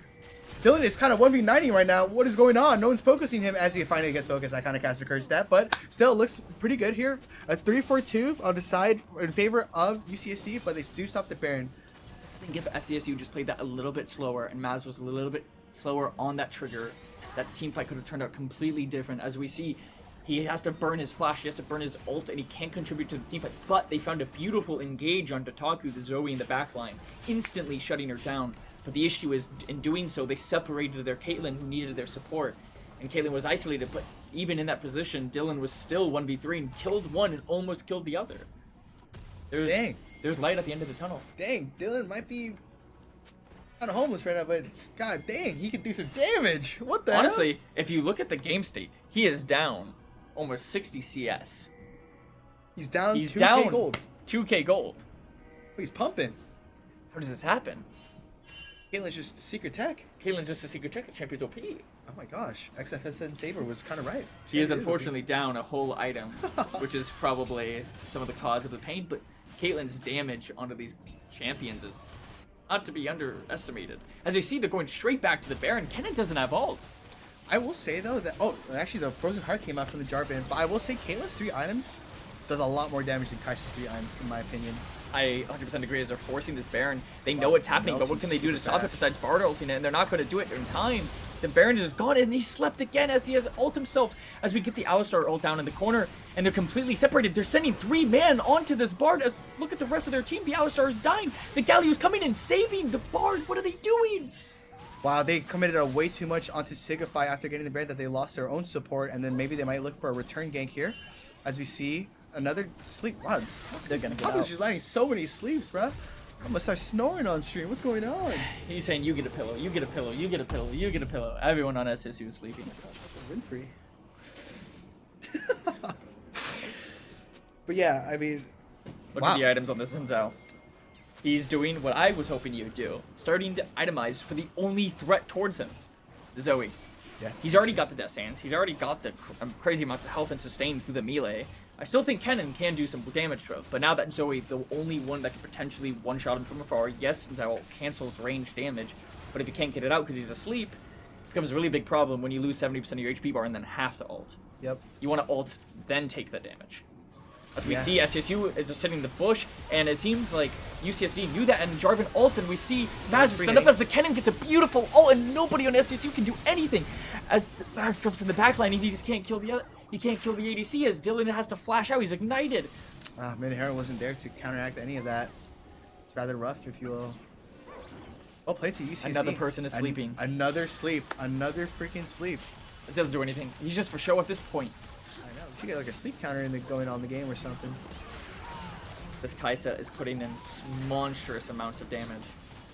I think that combo, that's what UCSD's comp wanted to do. They wanted to dive in. They get the multi-man Jarvan ult. They get the multi-man Kennen. And what did Bard do? He had to ult himself because he got bubbled. And he had no ult. Bartle. As we see a Bartle coming through now, Can't but trap. nothing is happening through as this Kennen is doing so much damage, but this Caitlyn headshot is demolishing him as Signify gets the kill. Caitlyn has 13 assists. Dang. But, oh my gosh, Dylan is doing his damnedest with the amount of gold that he has, right? He is saying, I may be 3-7, but Bum, you bum, can take this headshot. He may be 37, he's playing like he's 7-3. Oh my gosh. It's beautiful. This guy is saying, please, I need this. I know. As we see 3 dragons to UCSD, we don't want them to get Cloud Soul because Jarvan and Kennen with Cloud Soul. I mean, of course, Jarvan's not the craziest. Alistar's really good with it. Kai'Sa's really good with it. So he's not bad too. I think the Kennen is what you want to have this Cloud Souls. He pops all and just runs into 5 of them. But like going back to that previous team fight that decided this whole kind of mid-game happening right now was the fact that Taku was able to sleep Signify and he had to ult himself to survive. And then that enabled UCSD to engage with the Jarvan ult, the Alistar, the Kennen without any fear of it getting cancelled. They know the priorities. I know. That is, wow, just so much is happening in this game. Like, even though it's like a 5k gold lead at this point, I feel like anything can still go into anyone's way, right? Oh, and as production just added, there's a sleep counter in the top right. So I think they need to boost that number up around 20 times. yeah, dude, oh my gosh, you know. But from now on, we're at 1. Let's see how many we can go for. Oh, as they listen to me, production W. W production. W production. As we get Zoe sleeper counter. We don't know if that's actual truth or not. We could be lying. Oh, as But we see it's Jarvan 20. ult onto As we see Dylan. Jarvan ult onto Dylan, but Signify is able to get the Bard ult to stop the Jarvan as he gets headshot, even with the amount of armor he does to a quarter of his HP bar, as the Alistar has to burn his ult immediately, and the jungler from SCSU is taking no damage. They have no vision on where the Zoe is. That's 1. Add 1 The to the sleep sleep counter counter. goes Add 1. up. 21. 21, can you do something for me? I think we need to get you off the Cassian bench. Oh my gosh. Oh my gosh, dude. Wow, and as you can see, I think Zoe's actually opt to build a Lich Bane, so maybe they're just playing to just finish off after they're slept, right, with that empowered auto damage, right? This is a very common tech through a lot of Zoe the Zoe mains. I see some Zoes actually opt out of this and go like Horizon focus, but I actually prefer the Lich Bane thing because her empowered auto already does a large amount of damage. And I think people sleep on Lich Bane's damage on champions like Victor and like to have enhanced autos. It blends very well. And Zoe, that's what she wants to do. She bubbles you, she jumps, she autos you with the Q and it does unreal amounts of damage. Even through this guy's Death Dance and his Spirit Visage, I would beg to say it might do around 40% of his HP bar if he gets bubbled and queued. I will say that too, honestly. We see PBJ sniffing out his opponents as he sees Jarvan taking the vision, as he decides to go for the blast cone, but UCSD does not want to do anything with that. Yeah, Baron is spawning in 50 seconds, so it looks like both teams are just playing around for Dragon or Baron prio right now. Have to keep mid lanes pushed and whatnot. Maybe they might look for something here. We have to Dorgon has to burn flash. flash. That's really from important. Jarvan. That's really important. Oof. That sleep was pretty close. That sleep was very close. Sleep was very I close. think every time that Zoe throws out our bubble, I'm in anticipation. As we see them going on to Dylan in the back line as they're protecting their ADC beautifully. SCSU is protecting them as they're going way too deep for this ADC. And now we see the power of SCSU's comp coming through as they completely negate the dive. as they're just slowly picking them apart, and the Caitlyn goes through everyone and hits the ADC. Alistar W was perfect. Another sleep counter, 22 by the way. We're adding the sleep counter as the Kaisa just is getting so many shields, as the Warwick ult completely misses, but he's unkillable. He's not even gonna die as the Caitlyn Dylan. He's That's 23. Oh my gosh. The Zoe. Taku This is going crazy right now. This is a scary moment. Dylan is going just nuts. as he just walks face first into the Zoe. What are we doing here? The Zoe bubble. Peter Bryan Joe. Peter Bryan Joe, what are we Peter doing? Bryan Joe. Someone say he's a family guy. Minhara Wood gets the kill and another sleep. Galio. To top it off, 24. What a absolute bloodbath this game is. SCSU coming out on top though. Wow, look at the player cams. PBJ is upside down. This Warwick has done numbers to him. He is defying the laws of physics playing this champion. I know, what the heck? As we see, what a apparently the mid laner from UCSD is having trouble. Oh, They're putting their head down, look like they're in sadness. I don't know, she was playing that really well, honestly. This Taku person is a sight to behold on Zoe. Yeah, we were clowning on it low-key at the start. We're like, wow, Zoe doesn't really fit in here. But no, Zoe's I would still stand by that statement, but she's proving us wrong. they're doing their damnest. see As another the team fight Alistar gets a happening. two-man knockup, as we're Taku's cutting not back to Taku in the bases, we go back to the team fight. As Maz is knocked up and the Galio is just doing what he needs to do. He's taking all the Minhara's damage. gonna die? He lives, but he dies as Where's the the damage coming out? Oh my gosh, Dylan is DPSing. Another sleep has missed. What is this Jarvan doing? This is two team fights in a row. He's Kites completely goes in. tagged, as the Kai'Sa's doing so much damage and one shots the team. This Kaisa is carrying. Oh my gosh, Josh, you know what's funny? The 24? 25 on the Zoe sleep counter. Oh my gosh, that is a clean ace for UCSD. This might be the game.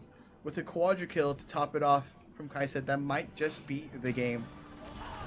Wow. The MVP of UCSD has to be Taku, and then probably the ADC. Yeah, Taku and Kites are just kind of putting UCSD on the freaking on their backs right Signify now. left the game before it even ended. He just rage quit. And my PBJ is still upside down. He's defying gravity. What a beautiful game by UCSD. Yeah. The beautiful performance from the ADC, the beautiful performance from the mid laner.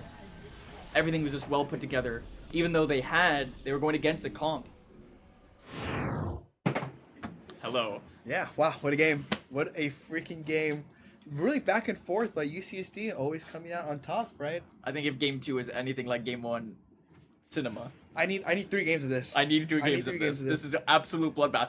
Both teams are just saying, screw or how our team's supposed to play. Just go. Just do our thing. Jarvan is ulting solo into the backline of 4 people and getting one shot. But then we have Minhara just getting knocked up, and slept. He CC'd the entire time. And he dies. What a beautiful game by UCSD. Jeez. That was a really good quality game, in my opinion. Quality is a way to put it. For the viewers. For the viewers. For the viewers. For the cinema. For the cinema. For the cinema. Beautiful game. I think going into game 2, STSU needs to take a step back, look at how they're taking these team fights, how they're understanding their team comp, and how they're willing to engage with it. It seemed like Signify had the right ideas, but he was going a little bit too early. Him and the jungler were going a little bit too early to press the attack, where they could have just taken a little bit slower. But then you saw from UCSD, they're making the same mistakes sometimes, with the Jarvan going way into the back line and causing them to almost lose the team fight, but they were still able to pull it out beautifully with the Kaisa diving into the back line, because all the CC's gone, the Galio's gone, the Warwick was gone. Kaisa just dives into the back line and just murders the rest of SCSU. Yeah, you mentioned press the attack for them. Yeah, it felt like everything in UCSD had such a lethal tempo on it, and like just such fleet footwork around the team fights, right? And just having a really conquering game, right? So well played to UCSD and all that, right? Absolutely beautiful. They were electrocuted. For sure. All right, well, we'll catch you guys the second game. For game 2. I cannot wait.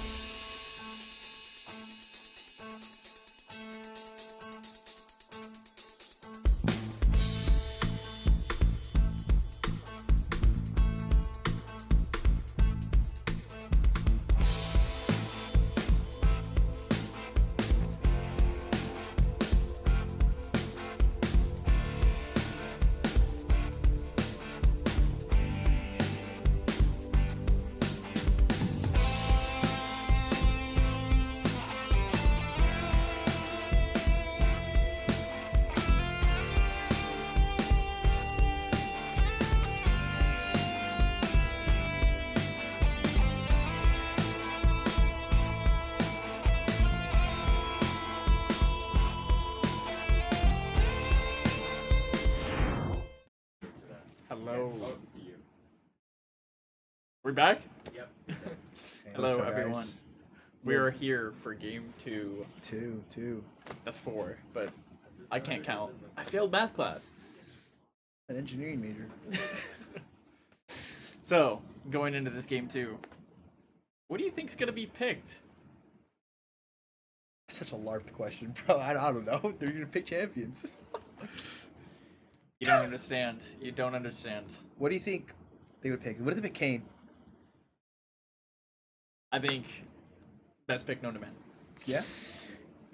What if they pick Go Mundo? FF15 maybe, but like What if they pick Mundo? I think Mundo would be a splendid pick if there's no HP damage and he has the ability to do what he needs to do and actually get into the back line, which is fairly easy for Mundo usually. I think I want to see from top lane. I think there's a spicy little pick brewing just like the Warwick. Maybe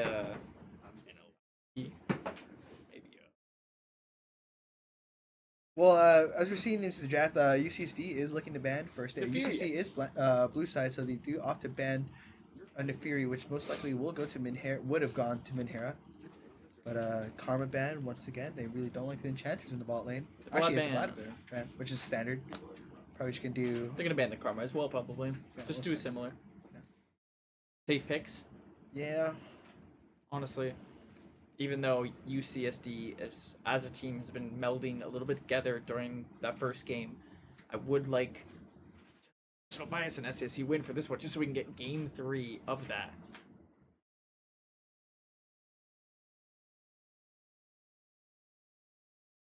As we see, potential Technical difficulties. Yeah, potential third ban from UCSD. What do you think they'd ban? They probably ban. Oh, they're really targeting top lane right now, with Ornn and Mbessa. Let's see what SDC are probably gonna ban. Oh, the Seraphine, the Ash Seraphine. They really don't want to deal with that, and they picked the Rumble They now. picked the Rumble away from Peter Yeah. Branjo. Peter Ryan Joe. How does he respond into this? I think He's probably gonna call Lois. Maybe ask for help. because he's kind of a family guy. Yeah, might be an American Dad soon, you know, Maybe a King of the Hill. or Ted. Fair enough. Maybe. Yeah, fair enough. But yeah, let's see if they respond with that pick already. What would they pick? Honestly, I'm gonna pick Silas. That's what I was wanting and what I wanted for game 1. But picking it blind, it's alright. It's a good pick blind. Yeah, maybe into a lot of the champions that Taku might play, which seems to be a lot of control mages. So No. kind of just gets snuffed out If we're by. picking Silas the Miki. Ash, we ban the Seraphine. So maybe not the best. Honestly, I personally would be picking Ziggs here. Ziggs. Fair enough. I don't know. But I then Jinx. We're going with Jinx. Jinx is very Safe pick, safe pick, yeah. late game pick, has the range, has the ability to pop off, maybe get excited. Oh. You want to get a takedown and get a burst of movement speed and attack speed stacking up 5 times after taking down a champion or an inhib or a tower structure or an objective? Dude, I feel that too. You are man. chronically on Area Mayhem, sir. We turn off the lights with Nocturne. Not nightmares all around for Nightmare. SSU. Nightmare, they were on CCLB. Nightmare 6565? I'm a nightmare. Oh, the Kane. Like the Kane guy in Masters? Very good. I think Oh, from UCSD, we're picking the Oriana, like you said, the control Nocturne mages. Oriana, the Nocturne combo. Oriana, the combo. Do you think they're going to be pull off? And The Zillion. this wow. is what I wanted to see from SSU support. I think Zillion support is very underrated Yeah, and potential to do some insane things. exactly right. So, it's pretty good if they just decide to just point and click on the Jinx. Zillion has a point and click button to just save the Jinx, right? Yep, it's a very good safety net for the Nocturne Oriana, but the issue is the Nocturne Oriana might want to find somebody who's isolated, who might not have that Zillion with them.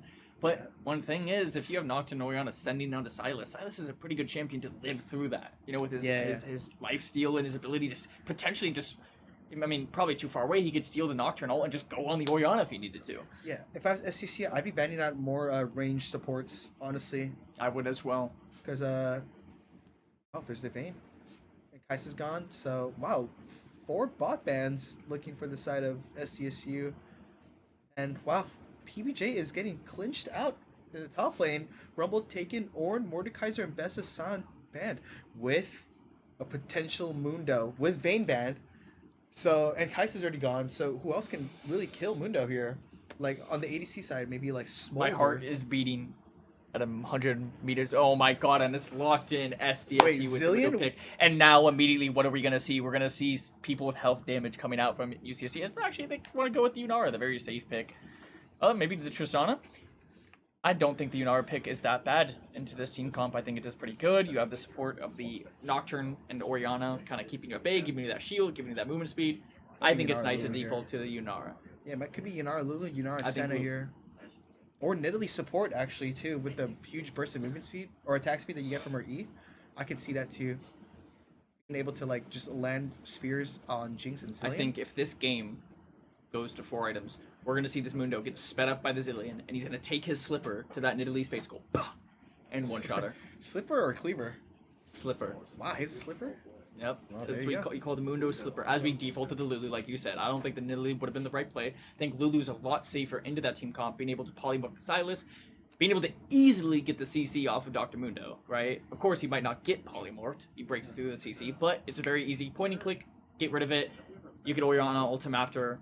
But besides that, what CC does Yeah, what do we pick UCSD here for, have? Yeah, what do we pick here for SDSU? UCSD doesn't even have a lot of hard CC. They have setup CC, but not really necessarily hard CC. But a Tom Kench, I think that is a amazing pick. yeah, like Jinx can play the game, hella. I think I favor SSU's comp here. I think the Yunara Lulu is the danger point Yeah. for UCSD. If that thing gets going and can't be stopped, they might have a hard time. And honestly, getting on top of that might be an issue.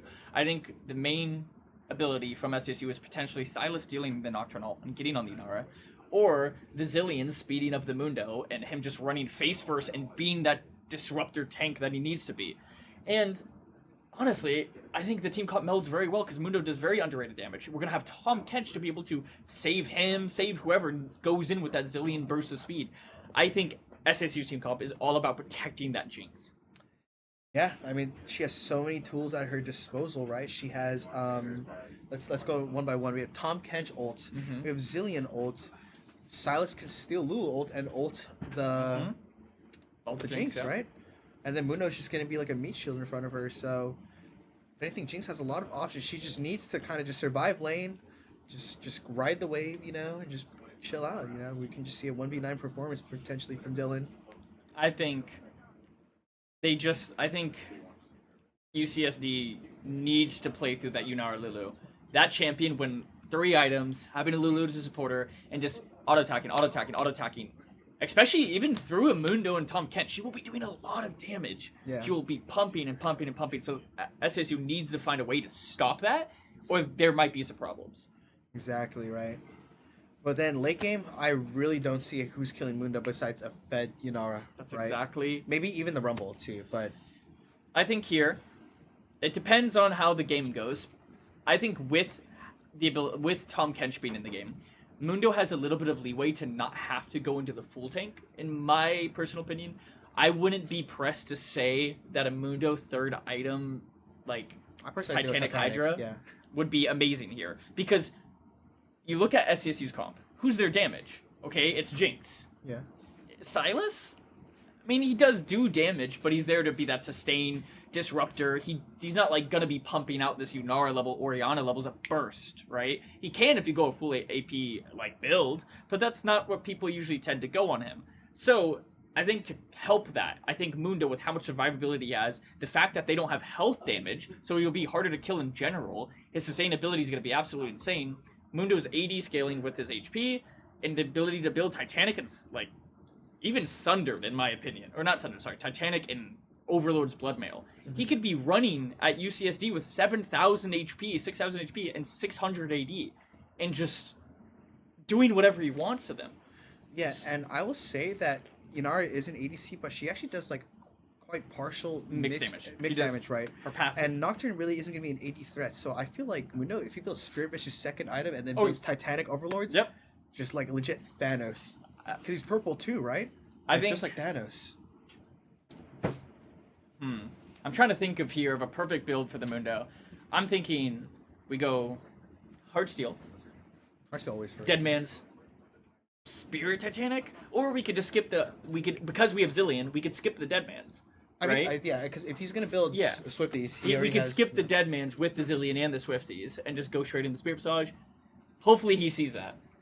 But going back to UCSD's ability, they're going to want to find that choke point, maybe try to find the Jinx who's isolated, maybe try to find the Sylas who's isolated, because in my opinion, the Nocturne Orianna ult's not going to do too much to the Tahm Kench unless you cancel his jump with the Orianna ult. You can do that, and then most likely you'll die with the fear, but the only person I could see them successfully getting a assassination on with that is the Sylas and Jinx. And I think this is going to be a hard game from UCSD, but like you said, their mechanics might be able to just breathe life into this game. This Yunara might be able to space glide. Like a space slide. Maybe like a rat? Like an L9? Maybe an IRL rat? It's absolutely amazing. Even though I'm not an ADC player, I play Draven, and the addition to Yunara, I actually very enjoy that champion's design. I think Riot did an amazing job making that champion. And I'm very excited to see how someone of that caliber of player can perform on Yunara. Draven? I did say Draven. I'm kind of like a Hansama.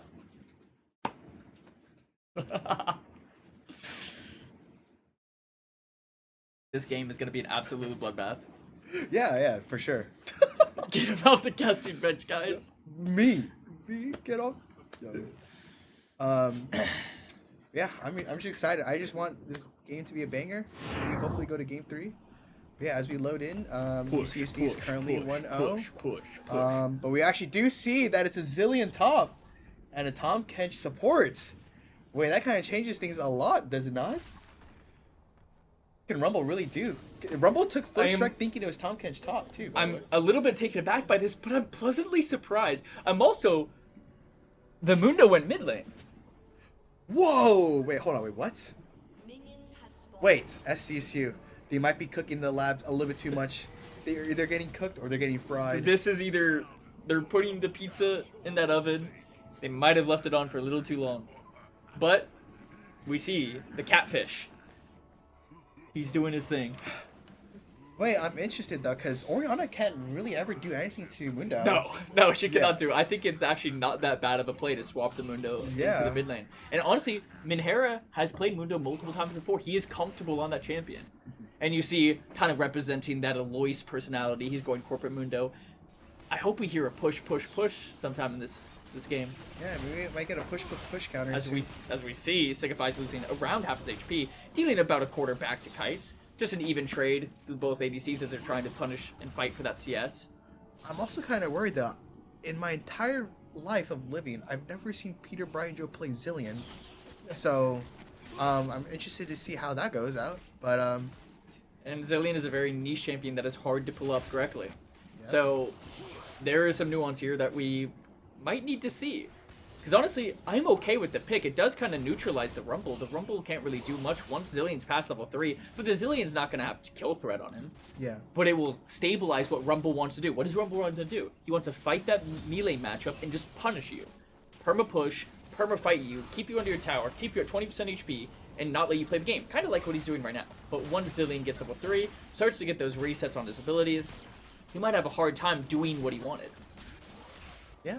And honestly, standard lane for Jinx and Tahm Kench. You're just trying to survive, maybe get some CS and whatnot. Beautiful tongue coming out on the Lulu as it tanks her HP bar, and we see Dylan using the barrier to preserve some HP. To maintain lane preserve some HP. As we see that the Rumble is diving. I mean, it's alright, but the Zilean has TP. I mean, they both have TP. I guess he does lose a bit of CS. It might be a well played by the Rumble, but Rumble with no flash is never going to have any kill threat on this guy anymore throughout the whole game. I mean, I respect it, though. He makes him lose like 5 CS, 6 CS.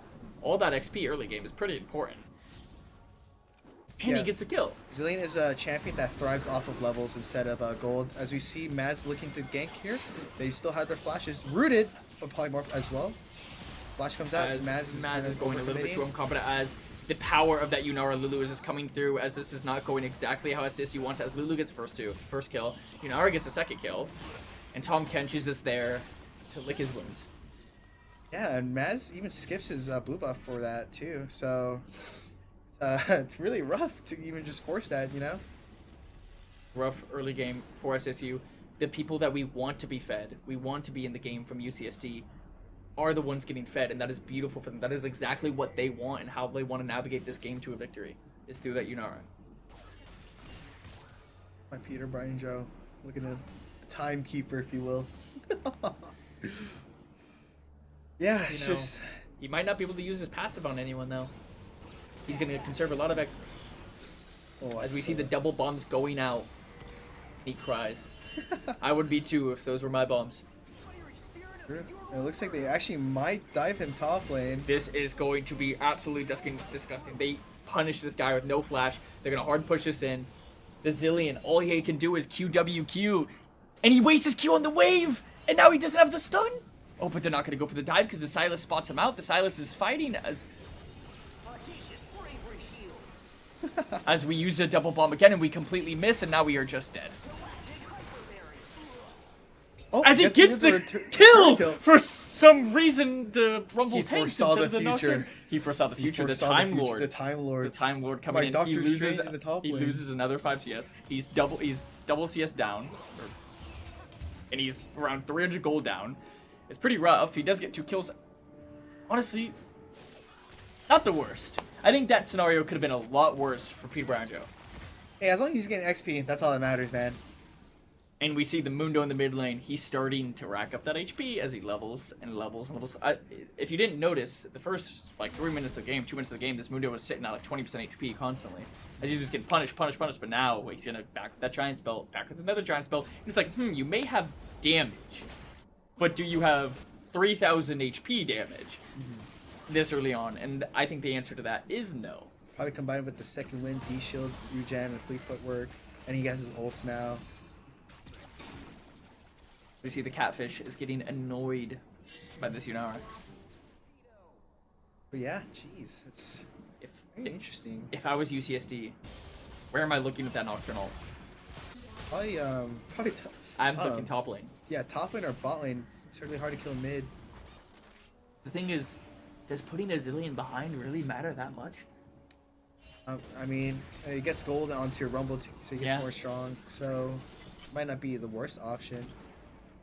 Because of the 2 dives and causing the Zillion to be so far behind in XP and so far behind in basically this priority, he's being punished when he shouldn't have been. Peter Brian Joy is 1 minion away from level 6, so it might be hard to dive him top, even just a solo dive. As we see, look at the bot CS too. It's almost like a 10 CS lead. As Rebel uses the ult to burn down the Zillion. I think he's trying to look to burn that ult so they could dive him. As he early ults, a little bit of a misclick by Peter Brian Joe. I don't think he knew Rumble's damage. Now he has to back up, but his TP is coming up very soon. Not that bad, a trade of ults. We see UCSD is going to get that first dragon, doing exactly what they did in that first game, getting that early game advantage. We see the Catfish jumping onto the Yunara. What a perfect stun in a root between crazy amounts of damage onto this Yunara. She has to burn. They have to burn their heal, and she used her ghost to get out of that. Beautiful sequence from SSU. Yeah, really well played. Not a lot of kill pressure now for Yunara without the ghosts, right? Nocturne is level 6, and he is bot side, but they gotta be careful. But UCSD's just decides to take that back. They have some gold in their pockets. As she gets a pickaxe, she gets a long sword. And she has a little bit of priority to do that back as well. As now, SSU has to back on a pretty awkward timer where the support from UCSD is able to just hold the wave in a position that they want. Yeah, 800 gold lead for Yunara, even despite losing some sums there. Those early kills really catapulted her into a pretty substantial lead that is slowly growing. As we see Signify kind of just corralling the Lulu to kind of keep autoing him. As we see, it looks like the Zillion is no longer allowed to walk up for CS. And you might not know this, but I played Zillion a lot myself in my heydays. And the biggest problem with him is CSing. Yeah.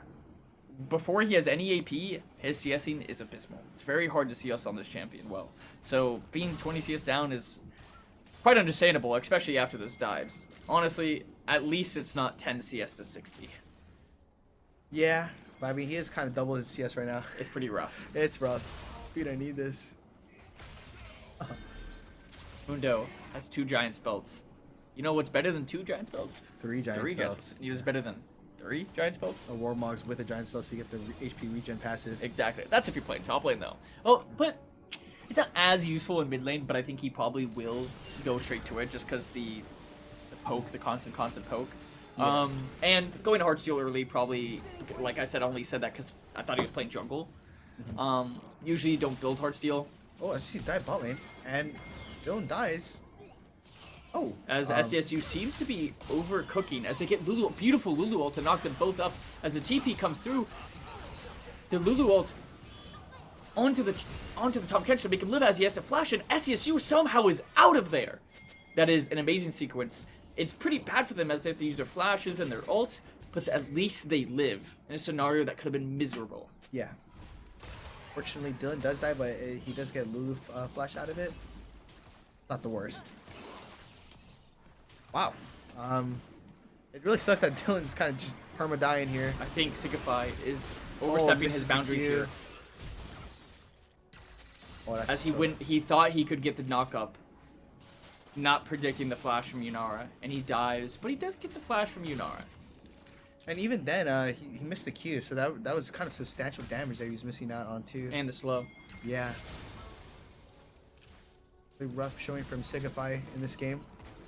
I think the TP choice from Minhair was correct, but you know what I would have liked to seen?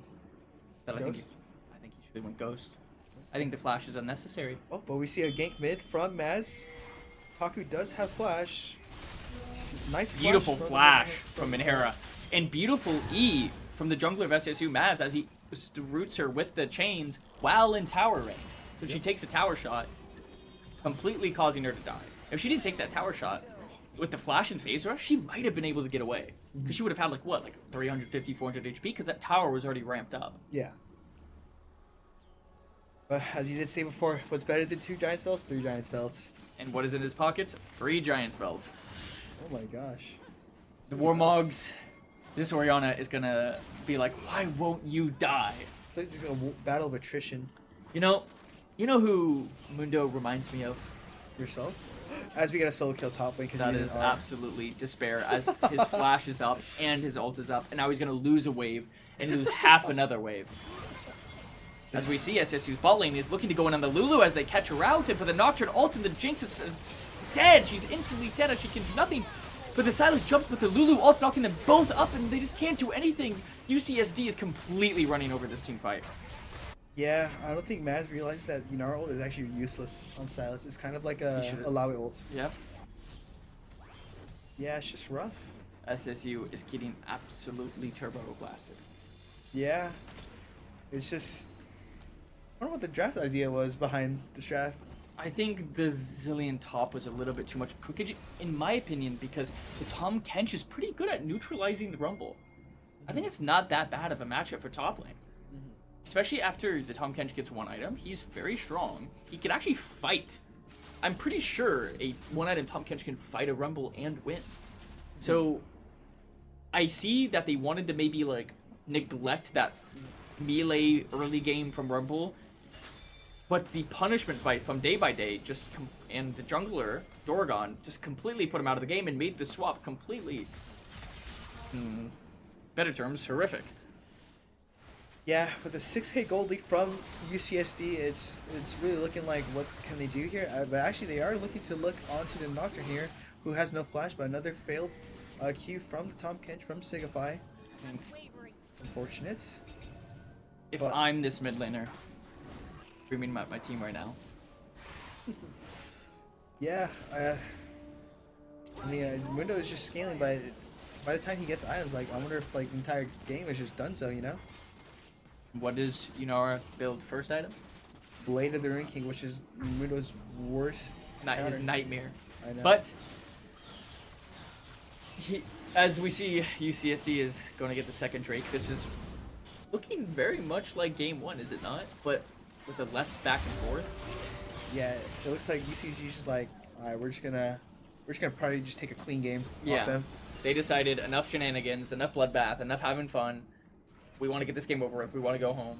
And they're putting their foot to the gas. And I don't know if SCSU knows how to defend themselves. Yeah, it just feels like SEC just pick things that they just want to pick instead of like things they probably. I think the draft overall, as we see, the Yunara with her one item spike is completely demolishing SCSU's bot lane as they can't do anything. As Dylan gets his back cancelled, it's horrific.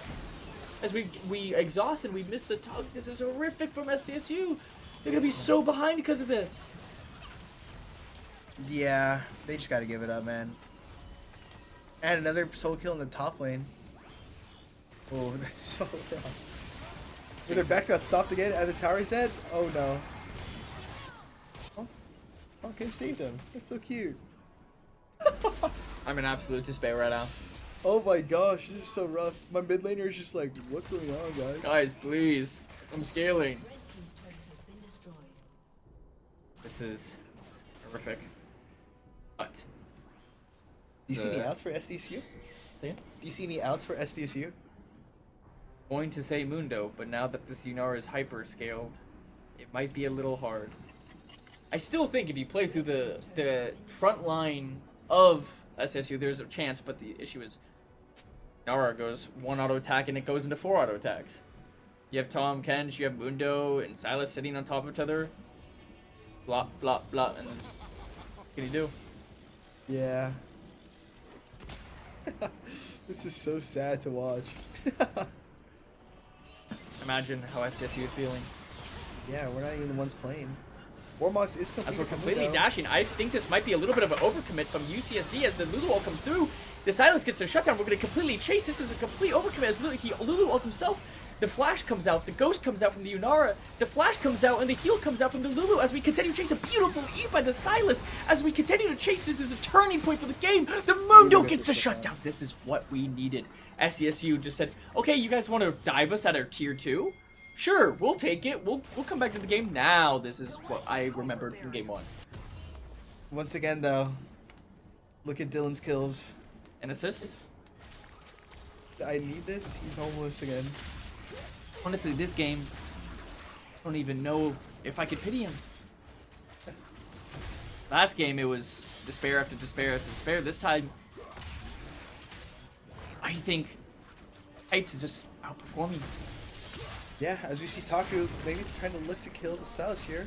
Misses What the a ult. beautiful rocket belt by Maz. Oh, the Maz movement. The Master movement. Wow. Also in that team fight, Zillion actually R'd the Tom Kench as he went in, so he wasn't able to die, and he also queued the, which is really well played by everyone. This Yunara is looking scary. Look at her items. Yeah, but you know what's coming second. The Jinx still doesn't even have 1 item. Yeah. 2k gold lead, just on the bot lane. Dark days. Days. Dang. Down 2 Jags too, but guess what? SCSU didn't get their blue buff. It's unfortunate. so sad. They were about to, but it got stolen. As you see Tom Kench getting a good flick off on the Lulu and dealing a good amount of damage. The Zillion preemptively. As Maz has to rumble ult himself as he's caught trying to take camps when he has no right to. As the Zillion dies too, this is a horrific. Dang. He said, quote unquote, it would be disrespectful if I gave that Grump away. That is true. That is what Maz said in an earlier game against the Scrim. We're leaking scrims now, eh? Oh my gosh. This mid laner is in absolute despair as he's sitting there, push, and he can't because the rest of his team has fallen apart. He's 1-0-3 and he's just kind of just chilling. You know what I want to see him do? Which I think, actually, Nocturnal. I want to see this guy just run at this Orianna. What can do? How can play? If he had Ghost, it would be even better. As we see Maz missing his E, getting kited out, gets slowed. He gets the movement speed from Zillion. They're looking to try to kill this guy. As if they get this. Oh, they burned the flash from the Rumble. That's good. Now Silas is half HP. Rumble has TP. He probably doesn't need a pack. This dragon's going straight to UCSD. Yeah, they're gonna be on Soul Point after this, which is gonna be super scary for UCS or for SDSU. Do you think Mad should have taken it back here? I Probably mean, couldn't have. I don't know if they can even contest for this. I think this is very scary to contest. They should just give this. Try to lick their wounds, figure out what the game plan is. Look at this Herald attacking the minions in the bot lane. Shelly is absolutely ripping those minions apart. Yeah. If we had some Elden Ring boss music, this would be going hard right now. W LARP. W LARP. What is League without LARP? Chimo. LARP of Legends. As we see them in. People are going in right now. Nocturne ults onto Dylan. Dylan is kind of homeless right now, but we see he flashes out, and Dorgon flashes forward as we see day by day flashing onto the Mundo, and we see people going in on Maz here. Maz flashes out, he's out. Minhero is trying to live. Push. He's healing up. Rumble, Leandri's max health, and he has Shadow Flame too. Oh man. I am going to beat my head against a wall with this Mundo second item. Why? You don't like Heartsteel? I don't think the hard shell is to play when we're playing top lane and mid lane Mundo. What do you think is the second? That item. What do you think is the second? Spirit Visage. Spirit Visage? Fair enough. Into the Titanic. Dang. You want to go like live coach him right now? Get me in there. Nah. With W LARPs. I just think there's potentials from SDSU. They have so much potential. The potential man. Yeah. As we see, Maz goes in with a Nocturne ult. Orianna ults to counter engage. Maz gets a shutdown. Crucial shutdown. Taku still has flash. The flash is taken out. Dylan is once again speed. I'm kind of homeless. Peter, Brian, Joe, Family Guy with the slow on the Orianna. Orianna is kind of homeless, but is she actually homeless? The Zillion ults with the Tom Kench ults. Kind of redundant, if you will. And oh my gosh, SDSU is falling apart. UCSD is showing their superiority in this game. Wow. Such a lonely day, and it's mine. Oh, where the vibes are down for the vibes are down for SDSU on the top. No. At least he's not defying physics this time around. Yeah, I know. At least we saw Minscam too. Actually, W production. Production is our savior here. We would never speak ill of them. We have two UCSDs. Oh, SDSU now. Oh wait, SDSU is actually 1-0 now. Oh. SCSU is 18-7. What a turn of events! The Time Lord at play right now. He chose just like Doctor Strange from Avengers: Infinity War. He chose the one timeline in which they win, and all of a sudden SCSU is up 1-0. Oh my gosh, dude!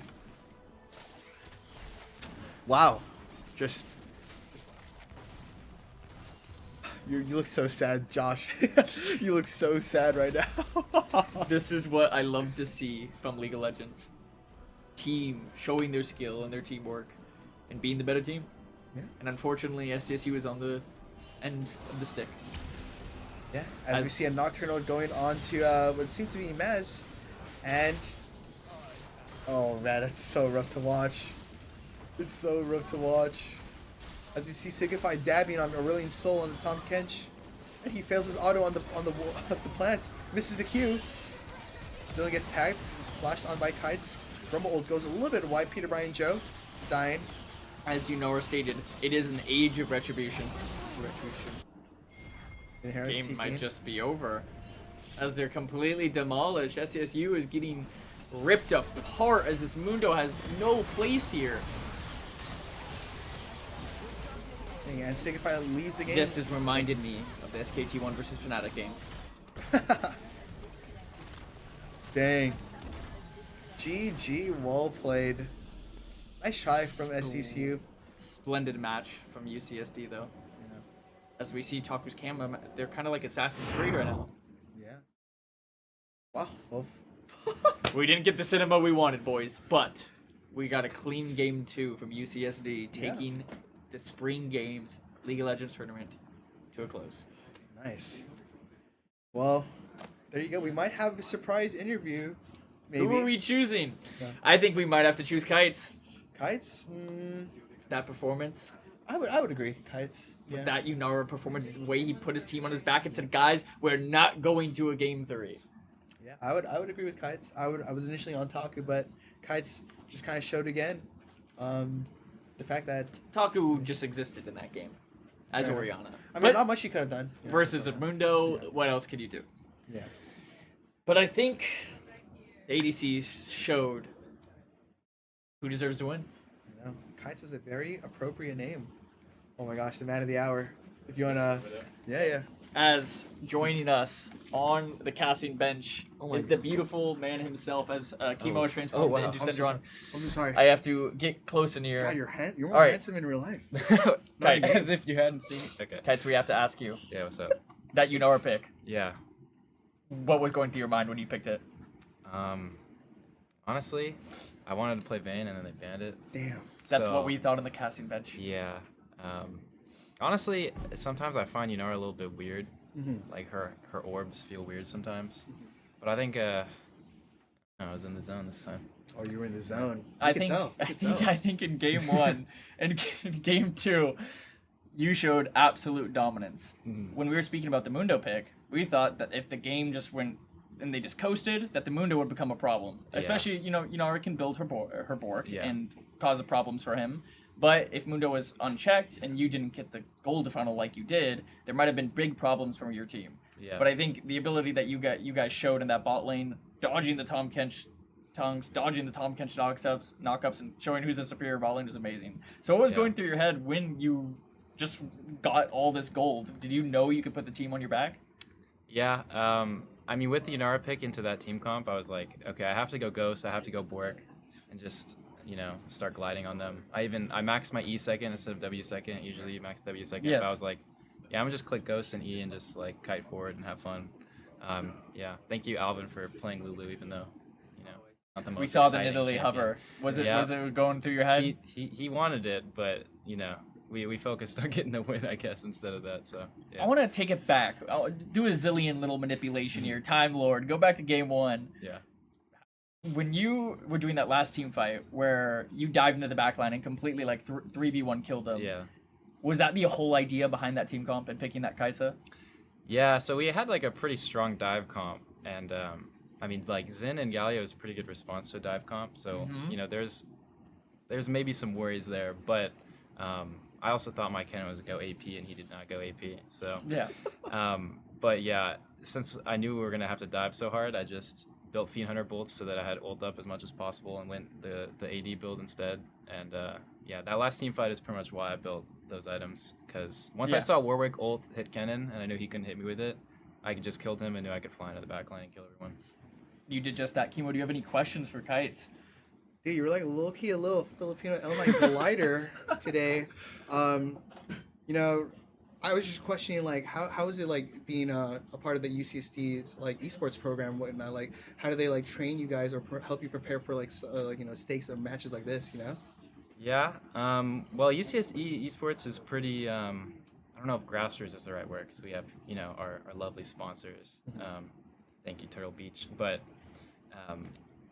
it's pretty student-led, I guess you could say. So we play with the players that come and try to just, find the most passionate group of people. And yeah, this year, both like varsity and JV teams were super fun, super good to train with. And yeah, I think that's what allows us, just honestly, everyone caring about the game and caring about the same goal is what leads us forward.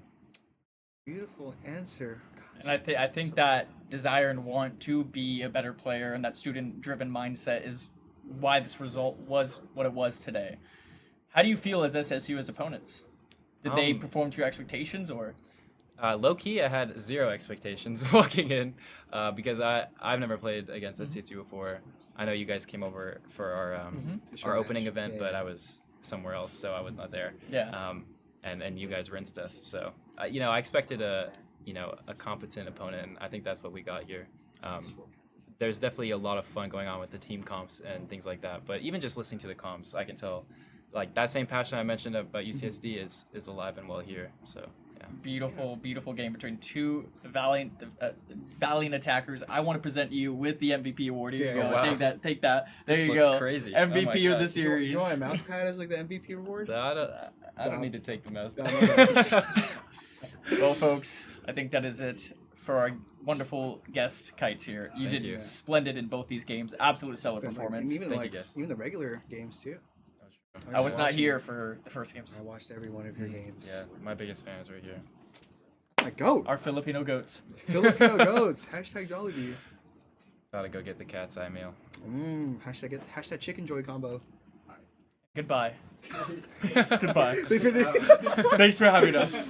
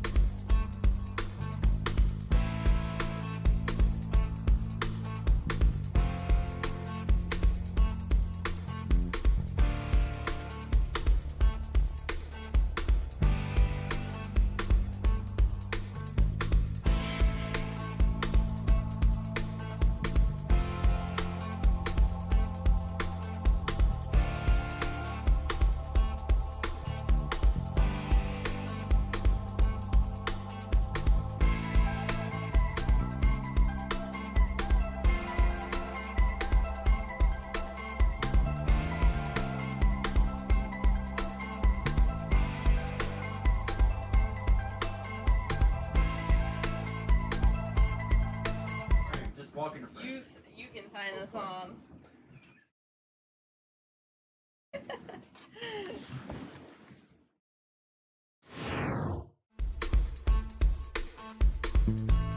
Amount of time arguing about who exactly was going to be the person who was going to sign this on, but we just want to give a big thank you to everyone who came out and supported Aztec Spring Games. This is, of course, the last day. It's been a long ride, long 3 weekends, but we're finally here, and it's been great having everyone here, especially in person, but also just anyone who attended on stream. Really appreciate it. A lot of work goes into these events, but it's all worth it just to see the people come out.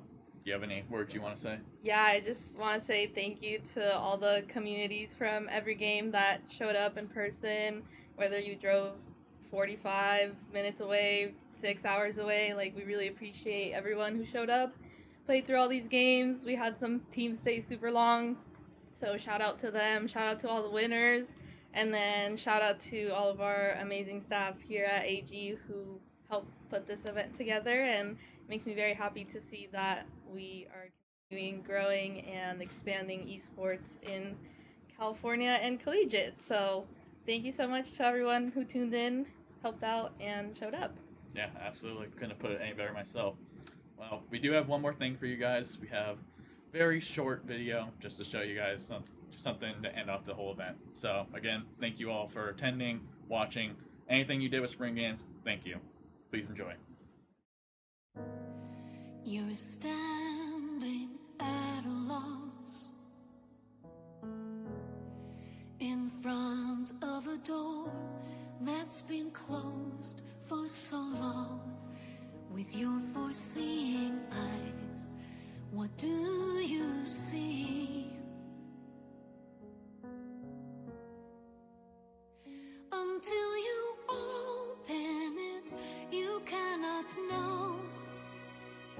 Afraid to see what could be on the other side.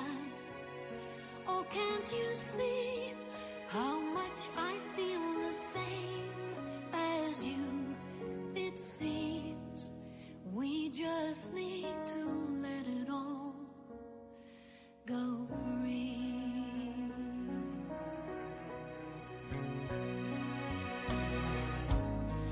I've seen that look before,